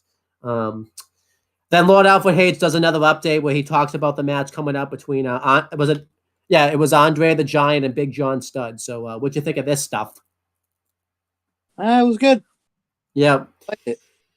Next, Mean Gene Oakland interviews Big John Studd and Bobby the Brain Heenan. They talk about how they're going to keep their money, and the only two people that are going to see it are them and the banker they cash their money into. And I like that because Mean Gene Oakland's like trying to get a peek at the money, and they're just not having it. And they basically said that Andre the Giant's retiring tonight. So that was basically it. I thought it was a good interview. What do you think of this? Yeah, it was really good. I liked the interview. I liked it a lot. Then we had a career versus $15,000 body slam challenge. It was Big John Studd with Bobby the Brain Heenan versus Andre the Giant. They were basically doing a gimmick where nobody could slam Big John Studd. Various people tried and various people failed. Eventually, Andre the Giant stepped up and basically said that if he could not slam Big John Studd, he would retire from wrestling. Obviously, he didn't because, why would he? There's no way he was going to be able to slam Big John Studd. No way. You fucking kidding me? Yeah. He's not going to be able to slam Big John Studd. Yeah. You gonna tell me you're not going to believe that? Big fucker isn't going to be able to slam Big John Studd? Yeah. But yeah, Andre the Giant got an entrance here. I don't think he had theme music. I think he had I think he just came out. Do you remember you play this match in 2K14 and it's like all like static, like because it's so, the footage is meant to be so low you can like barely see it and all that type of stuff. Yes. And I remember I think it's like pretty easy to do. I did this on legend mode, like with the reversals all the way up and stuff. I remember I always did this match like fairly. There was various matches for some reason you could do like very easily. It's like this match. I remember like WrestleMania 25. I did like Triple H Randy Orton match, and no matter what, legend difficulty reversals all the way up. I always kick fucking Randy Orton's ass. Like it's like what the fuck's going on You're there? God, that's why. Huh? You're a fucking genius. I guess so. But so I remember I tried doing that, but it took me like 7 tries to beat like the Rock at WrestleMania 28. No, it took me 7 tries to beat the Rock at WrestleMania 29. It was. I remember too was like in the WrestleMania 29 match. It was Undertaker versus CM Punk. I always squashed CM Punk every time. It was like, yeah, fucking get in there. Yeah, like fucking Undertaker, Mark. That's why. It's just meant to be sometimes. I remember the matches that were always the hardest with the triple threat matches. I remember I tried doing the Triple H, John Cena, Randy Orton triple threat match at WrestleMania 24. And I think the first objective is you have to grab the title and like hit your opponent with it or something. And they always fucking reverse it like every time. I was like, damn it! And then I would be successful. And then I'd lose again, and then it would take me like 4 more tries that they kept reversing. It was like, what the fuck? Stop reversing! It was like the worst. And I never did well as Randy Orton for some reason. I'm trying to think who else I squashed in that game. I always squash Del Rio for some reason. In the WrestleMania 27 match, I always squash Del Rio. I'll tell you one other match. It's the fucking Miz match because the Miz's moveset's fucking impossible in that game. And you know what? As we talked about in the last video, I'm not much of a high flyer anyways, and the Miz isn't high flying. So, even though it's really weird that Undertaker's not a high flyer, but I can play as him really well. It's just really weird. But anyhow, off of 2K14 talk, let's talk about Big John Studd versus Andre the Giant right here. What do you want to break down this match? Because there's not a lot to break down here. Kicks and a slam. Yep. And Andre puts his ass into his chest. Yep. He slams him.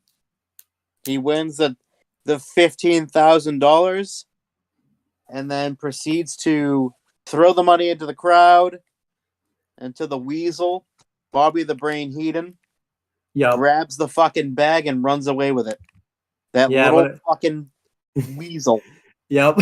And then they cut to the back, and Andre's cutting a promo, and they just cut him off like mid promo. Yeah. Like, what the fuck? I know. It was so confusing. It was like Andre was like cutting a promo. Like, oh, we gotta go back to the announcers. And like still talking, and then they cut him off. I know. It was live too. Like you could tell you could definitely tell which interviews were live and which interviews were like pre-taped because that was clearly live. Yeah, so before I talk about the career retrospectives, by the way, I gave the match like a 3-star rating. I thought it was a good moment to have. It's definitely a spectacle to watch Andre the Giant like wrestle. That is one thing. I wish I could have seen him live. He would have been awesome to see live. But what would you give it as like a star rating before I read some comments right here? 3. Oh, there you go. Steve Steiner says that Andre's SVR 06 theme is way better than his theme since 2K14. I've never played SVR 06. Can you agree with him on that? Because you probably played that game. Yeah. I don't mind. I don't mind either of them, but yeah. And then Steve Steiner says that I squash Albert the River.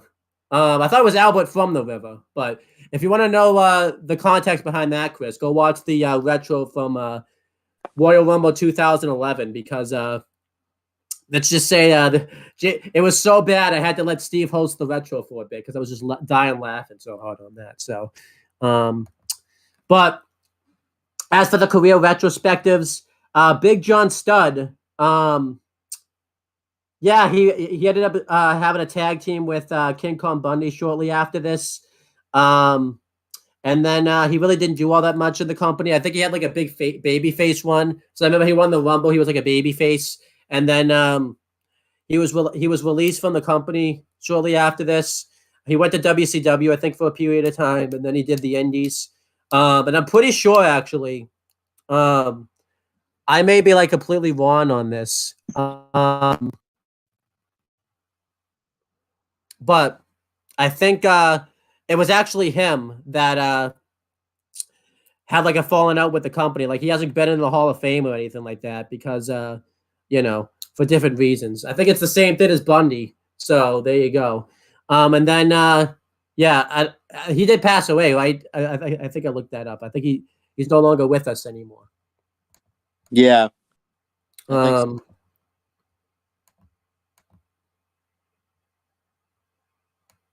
Yeah, he did pass away. He passed away in the fall of 1993. Oh, he passed away of lymphoma cancer. So there you go. And obviously, Andre the Giant would go on to be one of the parts of WrestleMania 3, where he drew the biggest crowd up to that point, and then he went on to do that, and then basically that was kind of like his last real big year in the business. He won a few battle royals and stuff, and then after that, he pretty much was slowly being phased out because, well, I hate to use this term, but he was phasing out, and pretty much he died. He died in 95, right? 93.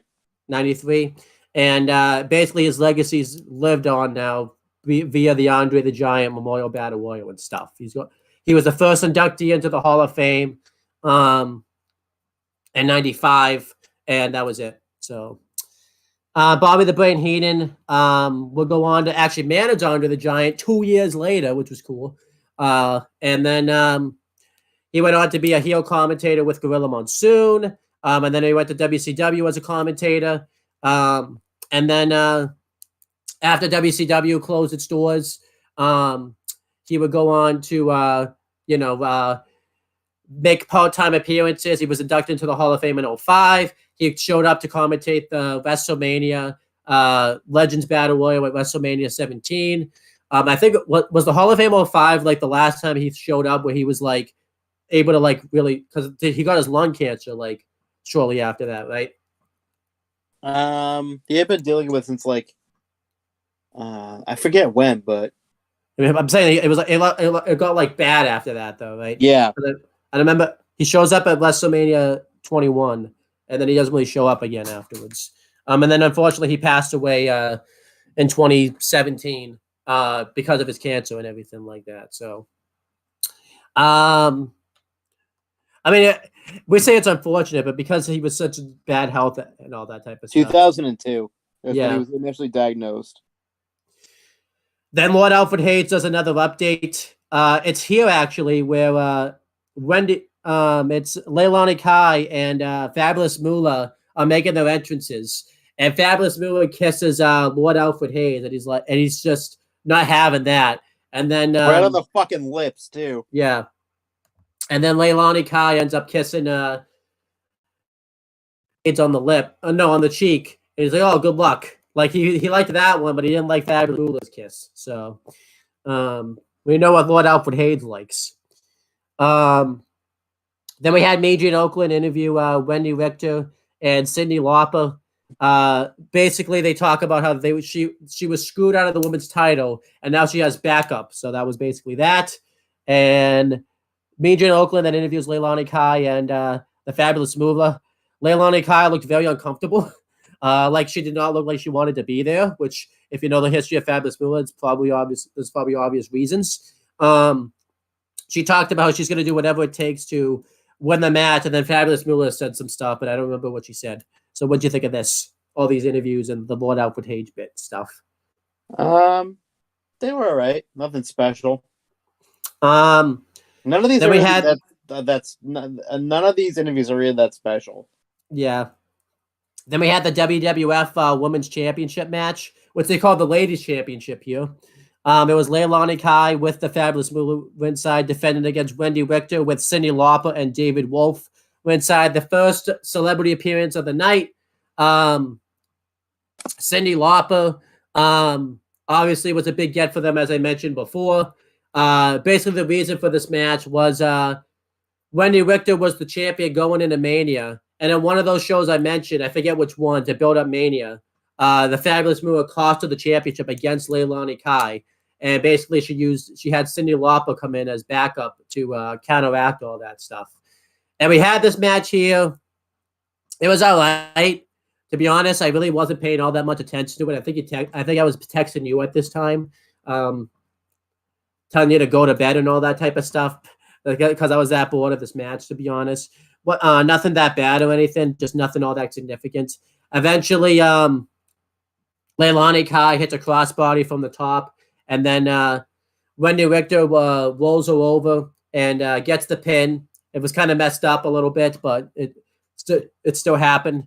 And then afterwards, I don't even think she really gets to celebrate. I think Fabulous Moolah comes in and stomps a mud hole into Wendy Richter, and Cyndi Lauper chases her off. So not much of a celebration for Wendy Richter here. And then afterwards, we have that infamous moment. You see it like all the Mania opening packages in the early days of Mania, where you see Cyndi Lauper and Wendy Richter celebrating. So I give the match like 2 1/4. It was okay. Nothing really all that special. What do you think of it? I thought it was nice for Wendy Richter to get the victory. I think she then loses the fucking championship like not long after this via the Spider Lady. Yep. Who we know later or after that match is the Fabulous Moolah, and an absolute fucking screw job, the first of its kind, a legitimate screw job. by that fucking cunt, the Fabulous Moolah, and Yeah. Vince McMahon. As you can tell, Fabulous Moolah is an absolute piece of dog shit of a human being. Yeah, that's where it's at. But yeah, like the fact that they fucking, and she was a good champion too.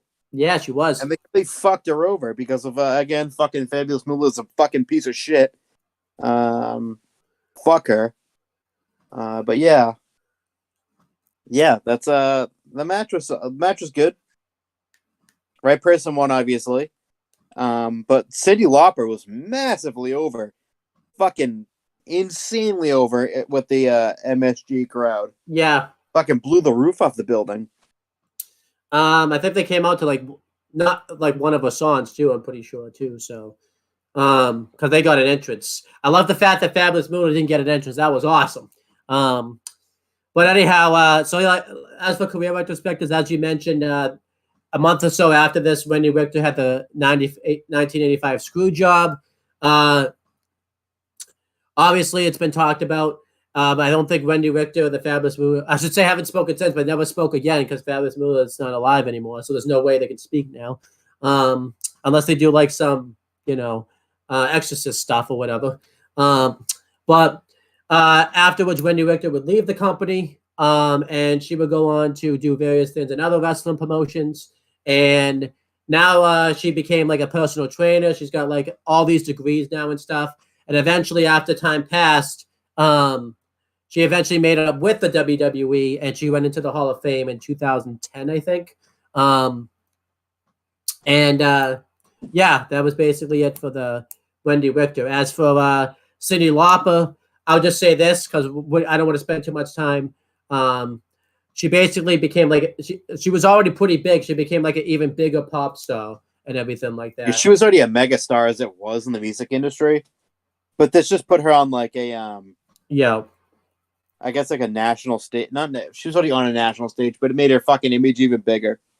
And her and David Wolf, I don't think they were dated at this time, but they did become a couple at one point. But then they broke up, and she had like a couple more couples, and then eventually married somebody. And then Cyndi Lauper's still doing stuff. I think she's talking about her getting inducted into like not the Music Hall of Fame, but some type of Hall of Fame that's like going on in like 2023 or something. So that's pretty good. Like and I think she's still like putting out some hits and all that type of stuff even nowadays. So, she's still relatively young. She'll be 70. Yeah, June, so she's still doing her thing.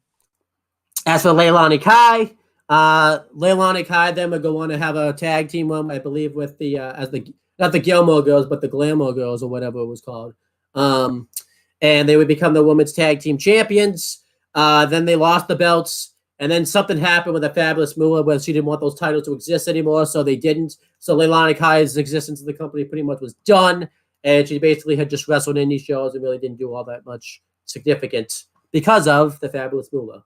And since you want to just,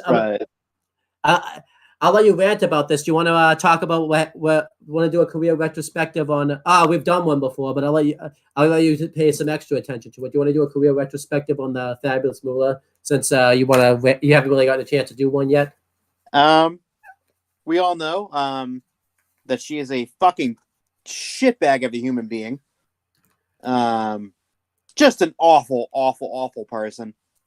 And all of this didn't really come out until after she died. Everyone thought she was just a sweet old lady, but she fucking wasn't. She was a devilish human being.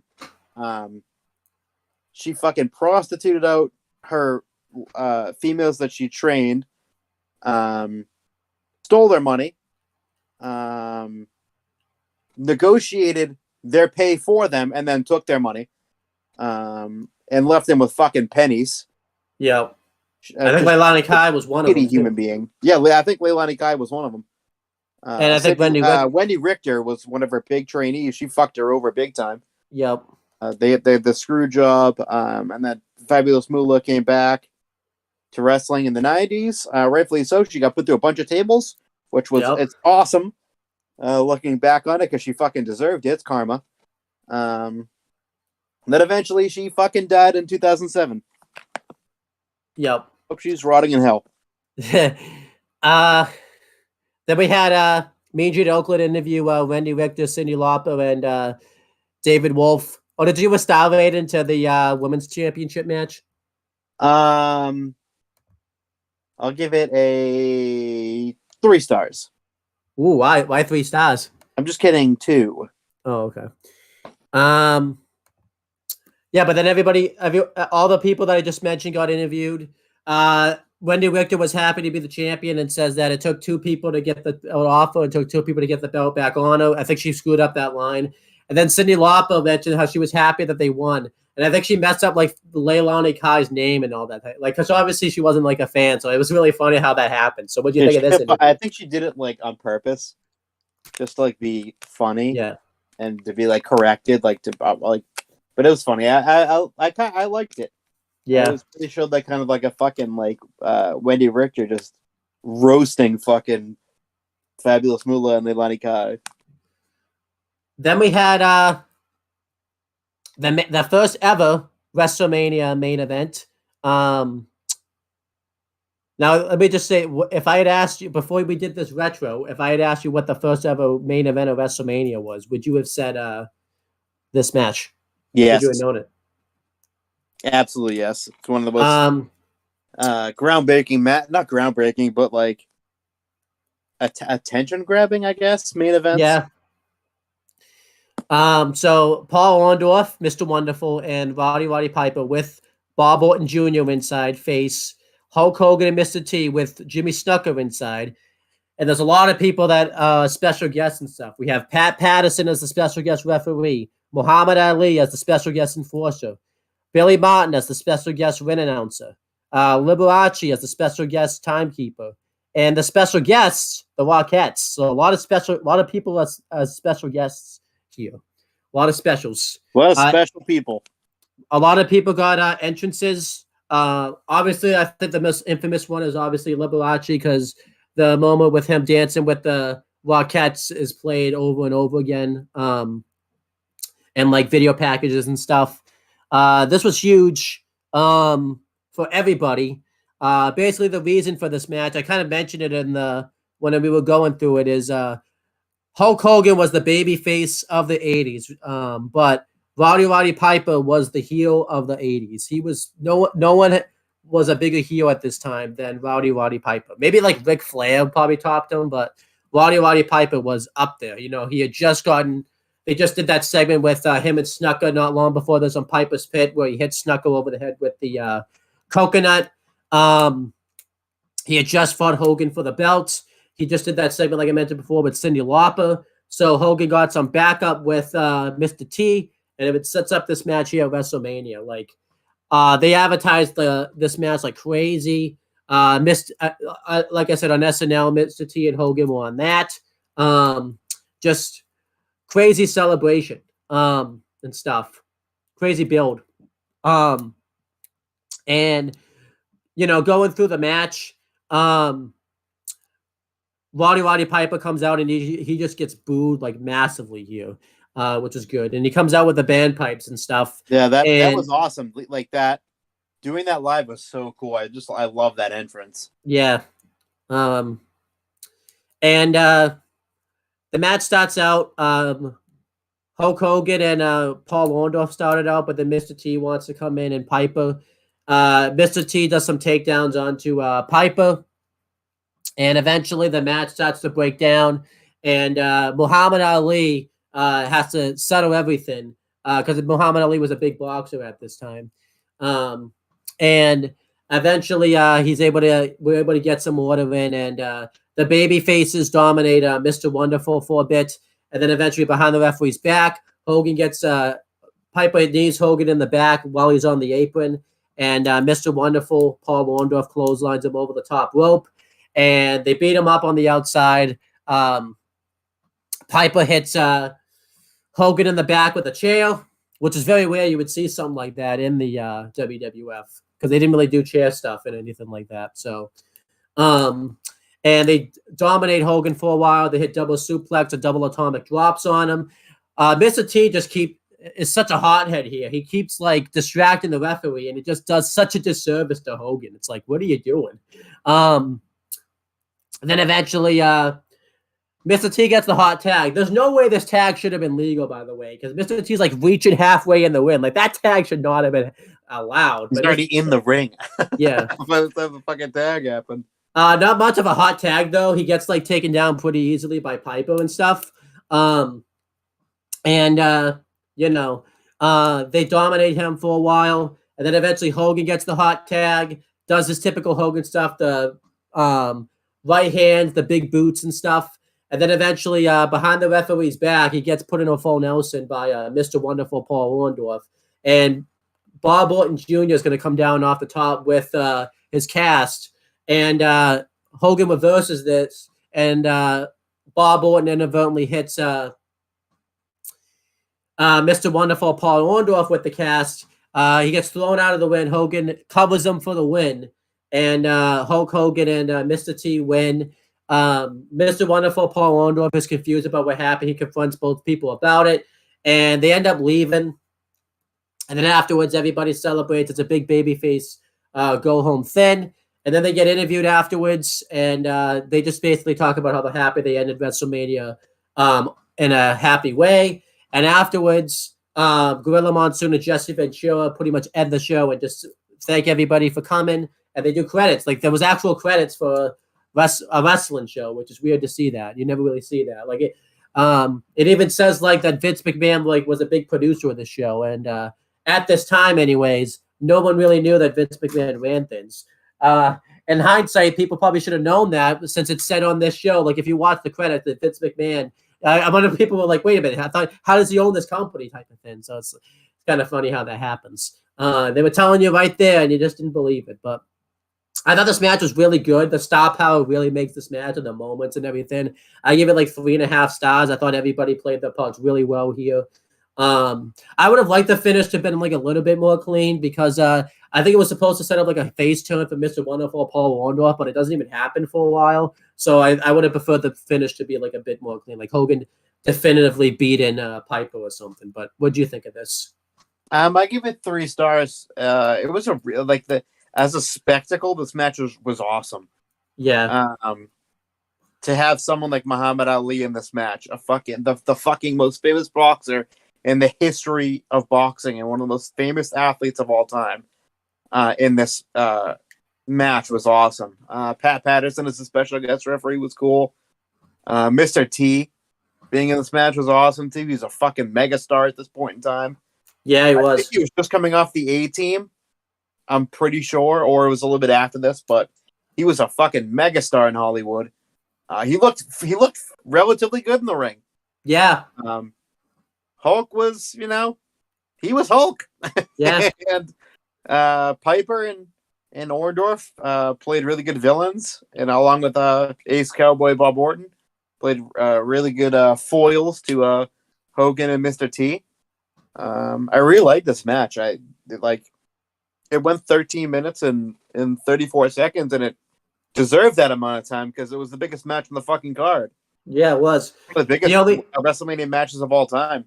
Yeah, the only match with the title, the only time the WWF/E Championship was not defended at WrestleMania, but this match was even bigger than the title. So it was much bigger than the title at this point in time. Yeah, I loved it. As for what this led to, unfortunately, it didn't lead to what it should have led to, which was it really should have been Hogan and Piper in the main event of WrestleMania 2 for the title, but somehow it ended up instead being that boxing match with Mr. T and Piper, the greatest boxing match ever, the greatest WrestleMania match of all time. Awesome, 5 stars, loved it. I don't know if you know this, but Hulk Hogan had to be the locker room leader here pretty much because Mr. T was legitimately going to leave this show because he was afraid that Piper was going to knock him out because Piper and Mr. T did not get along in real life. They had legitimate heat and all that type of stuff. Yes, they did. So this main event match was almost not to be. So, but yeah, as for where everybody went, Mr. Wonderful, it set up that rematch. We would obviously get I think a big title match at some point between Hogan and Mr. Wonderful Paul Orndorff, that famous cage match at Saturday night's main event. So yeah, But as for where everybody is today, Mr. Wonderful Paul Orndorff will go on to continue his heel one, and then eventually he turned babyface and went up against Piper. And then I think, he basically didn't really do much as a babyface. He went back to WCW, had a few title runs there, and then he came back to WWE and did some stuff there. He pretty much was just a legend who would show up on occasion. I'm pretty sure he passed away fairly recently, correct? I'm pretty sure I remember hearing he did pass away. Like during the pandemic, I think. It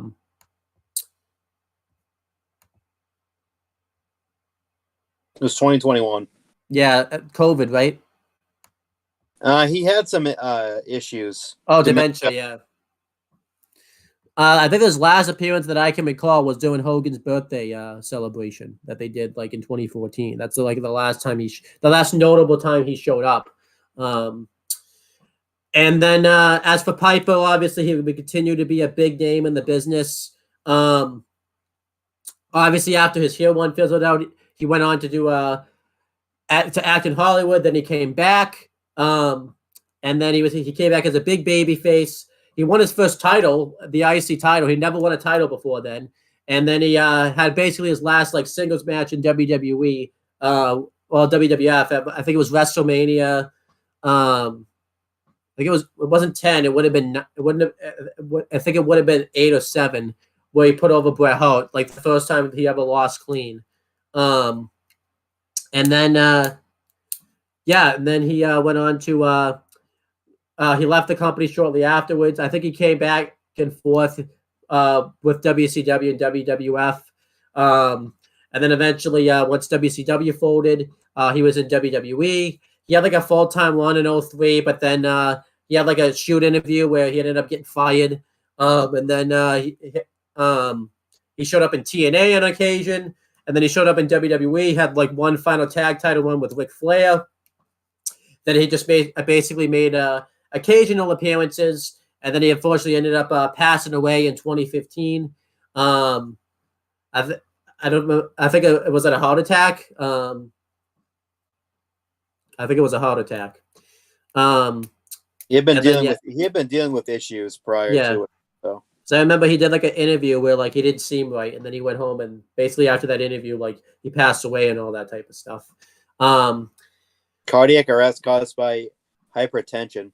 Yeah, and then as for Bob Orton Jr., he basically just kind of became the bodyguard of Roddy Piper. He basically was released, I think, shortly after Piper fizzled out as a heel, and he did his thing in the Indies, and then he had like another run in WWE in 2005 with his son, and then he basically is just a legend they bring back on occasion, mainly when his son needs a storyline and needs a reason to beat somebody up. So there you go. And then I think he went in the Hall of Fame in 2005 too, Bob Orton Jr. Piper went in 2005, and I think did Paul Orndorff go in 2005? I'm pretty sure he did. Yeah, Orndorff 2005. And then Hulk Hogan, obviously, was continued to just rise and be like the biggest, probably the biggest star that's ever been made by Vince McMahon in the professional wrestling industry. He went on to have successful title runs and successful feuds against like Savage, Warrior, Flair eventually. And then obviously once his time fizzled out in WWE or WWF, he went to WCW, completely turned that company around. First as a babyface, and then he turned heel with the NWO. And then basically helped and hindered that company. And then he went back to the WWE, had one final run as champion, which was not as successful as they thought it was going to be.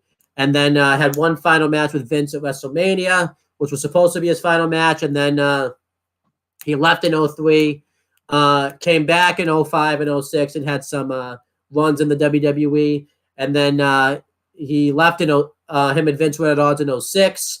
And then he came back as like a one-off in 2007. He did the Gladiators of Wrestling thing, reality show. And then he left again.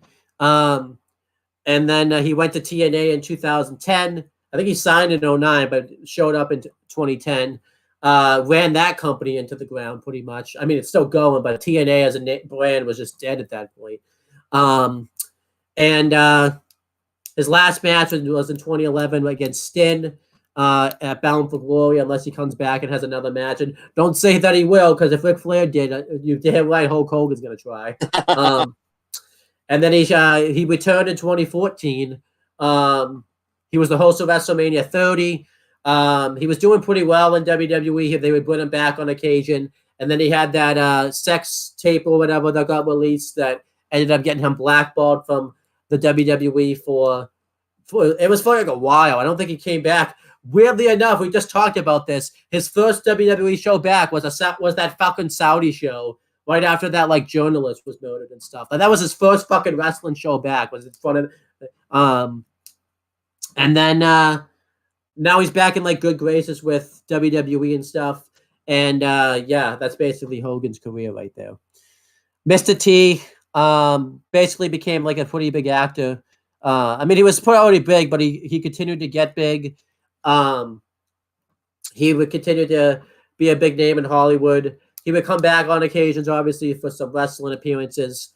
He was inducted into the Celebrity Win Hall of Fame in 2014, where his Hall of Fame speech is very much laughed at by everybody, which is a shame. It was to the point where he got cut off. I remember Kane had to come out and like basically call like just to him to the back type of thing. And then yeah, I don't know what he's doing now. I think he's just chilling at home right now. So there you go. That's Mr. T right there. Jimmy Snuka. We've done a retrospective on him before. We did it back in 2008, the Royal Rumble retro. We actually did one for Piper. I just forgot. As for Pat Patterson, he would basically just kind of be in a. Actually, go watch WrestleMania 15 for that because they may do one for Pat Patterson. But if they don't, I'll just basically say he became an on-air figure on and off for the company for years, pretty much. Whether it was a trainer, the Vince Stooges, basically Pat Patterson did it. I didn't really look up anything about Muhammad Ali. I think, do you know anything about Muhammad Ali that came out after WrestleMania 1 and stuff? He did. He was. I think he was retired at that point. Okay. From boxing. He might have made one or two more comebacks, but I think he was predominantly done with boxing. When did he retire? Is he still alive? No, he ended up passing away in 2016.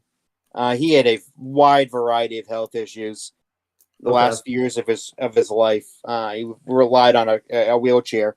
He was wheelchair bound for the last like at least 3-4 years of his life. He was in real rough shape. But yeah, he's a fucking legend. Yeah. I mean, I knew that anyways, but like I didn't know if he did anything like significant afterwards. So that was Billy Mountain.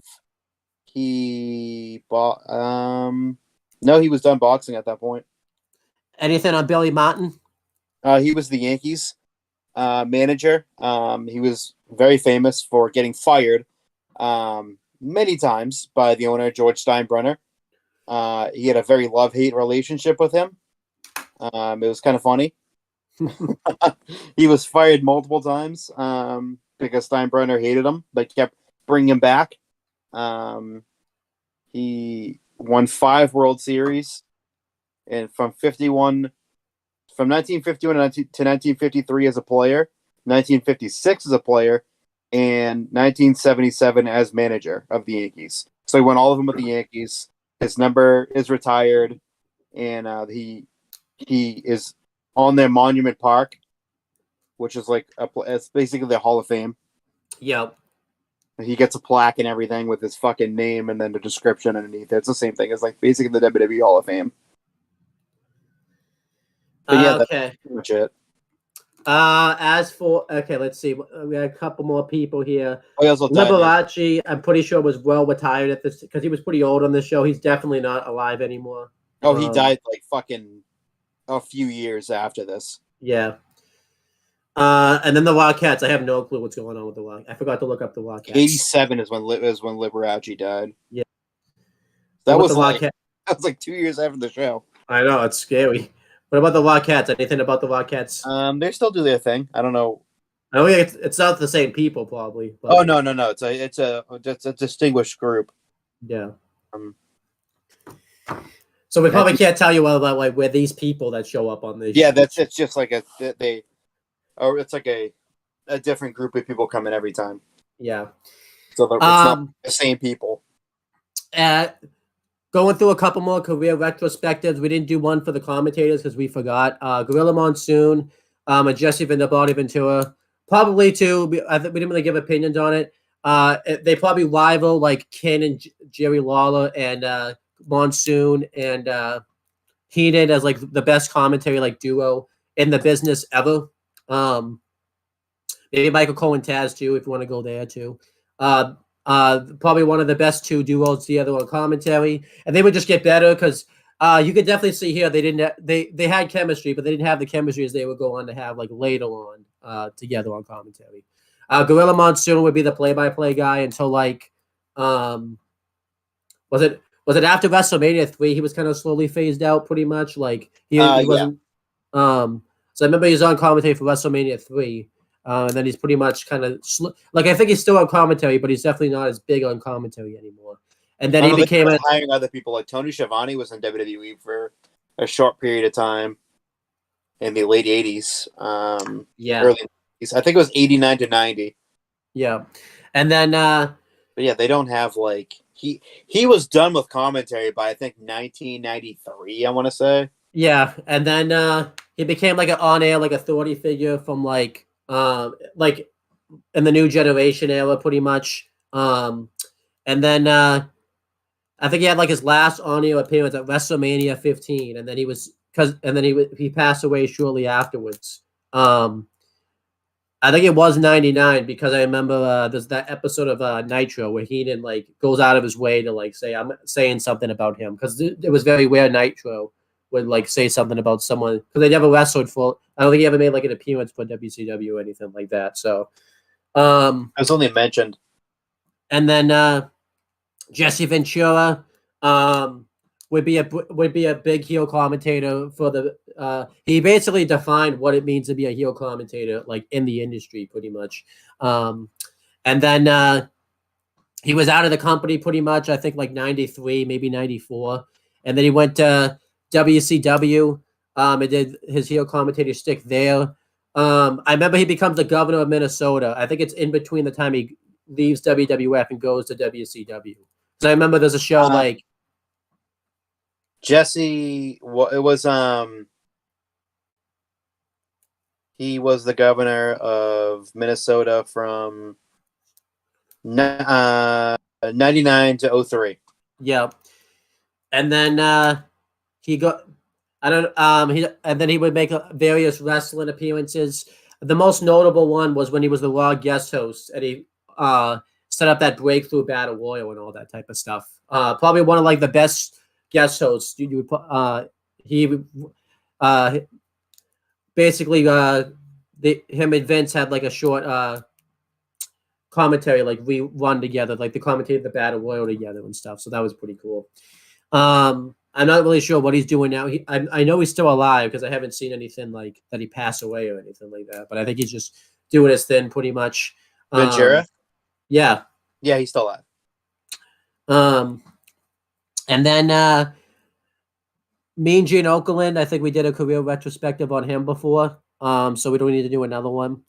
The only other two things I'll say is we've done a career retrospective on Howard Finkel, but we should talk about like Howard Finkel, I think, was on every WrestleMania up until 35 because I know he obviously missed 36 because there was no way he was going to be able to get there, but I'm pretty sure he missed 35. So that was pretty interesting. And then Mean Gene Okerlund obviously was a big factor for the WrestleManias and stuff. And I should mention too, at WrestleMania 30, I think it was, they did like a one final reunion for the main event where they all did like a backstage segment together. I remember that's the last time I think maybe up until up until Hogan's birthday, that's the last time like all those people are on screen together. Like again, I even think Patterson gets in there at some point too. So that was pretty cool. Going through this show ended up being really successful for the WWF. It was huge in the ratings. I'm pretty sure they said like in Philly, the show ended early because it ran over the airtime, so they had to do they had to re-air it again because everyone was mad about it and stuff. But this show obviously ended up being a huge success. And it obviously worked because we're still sitting here today talking about wrestling. It basically changed how everyone does wrestling shows. It's led to the launch of wrestling pay-per-views such as Survivor Series, Royal Rumble, and SummerSlam. And it basically changed how wrestling, is done nowadays. Like, it's just crazy to think, like, you could say what you want about this show. You can't say the show wasn't a success because we're sitting here talking about it today. So, Massive. Yes. yeah. But now we have to do letter grades. We didn't do letter grades yet. What would you give this show as a letter grade? I'm gonna let you go first since you picked this show. Me Yeah. for everything that it's done.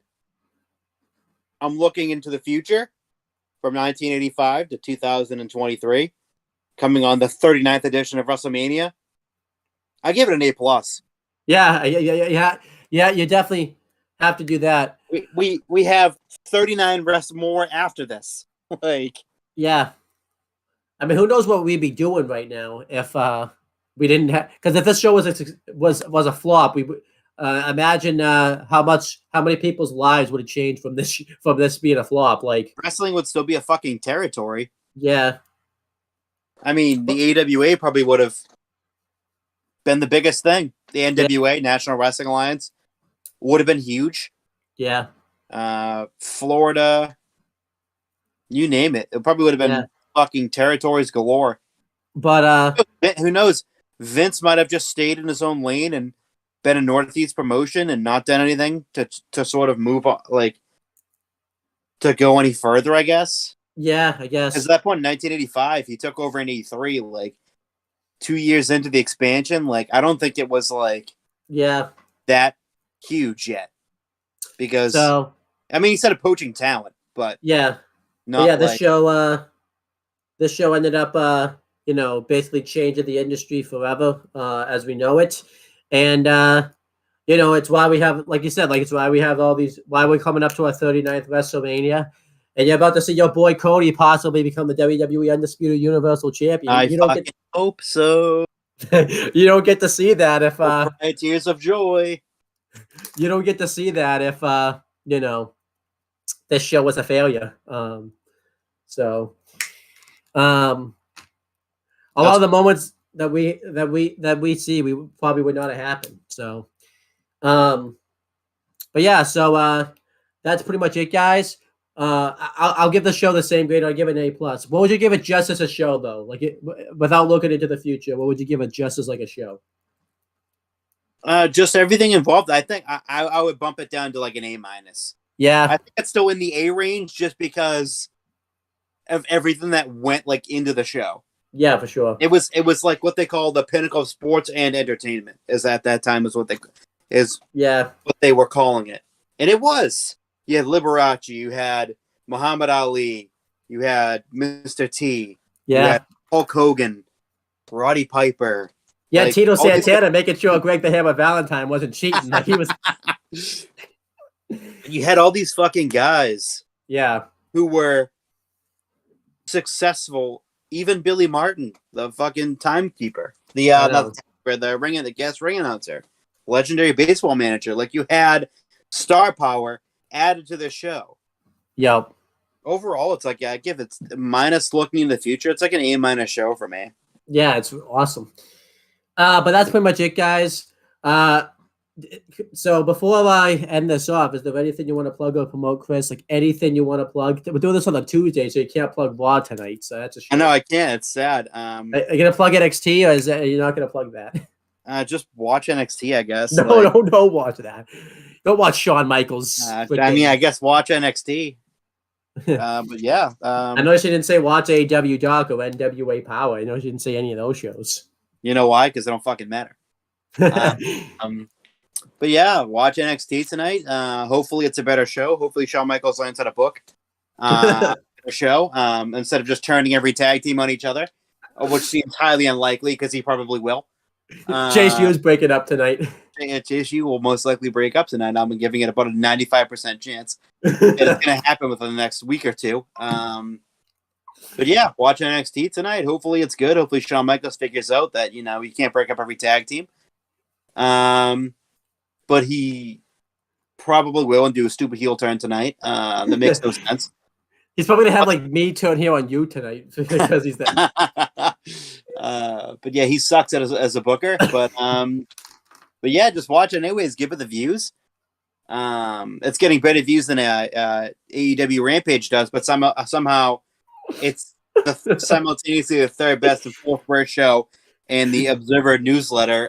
Rigged fucking stupid shit that no one should fucking vote on because it's the stupidest fucking dumbest shit on planet Earth. But yeah, somehow, but it still gets better views. NXT probably would get better views than Dynamite once, in 2024, once the Young Bucks and Kenny Omega and MJF all leave that shitty company.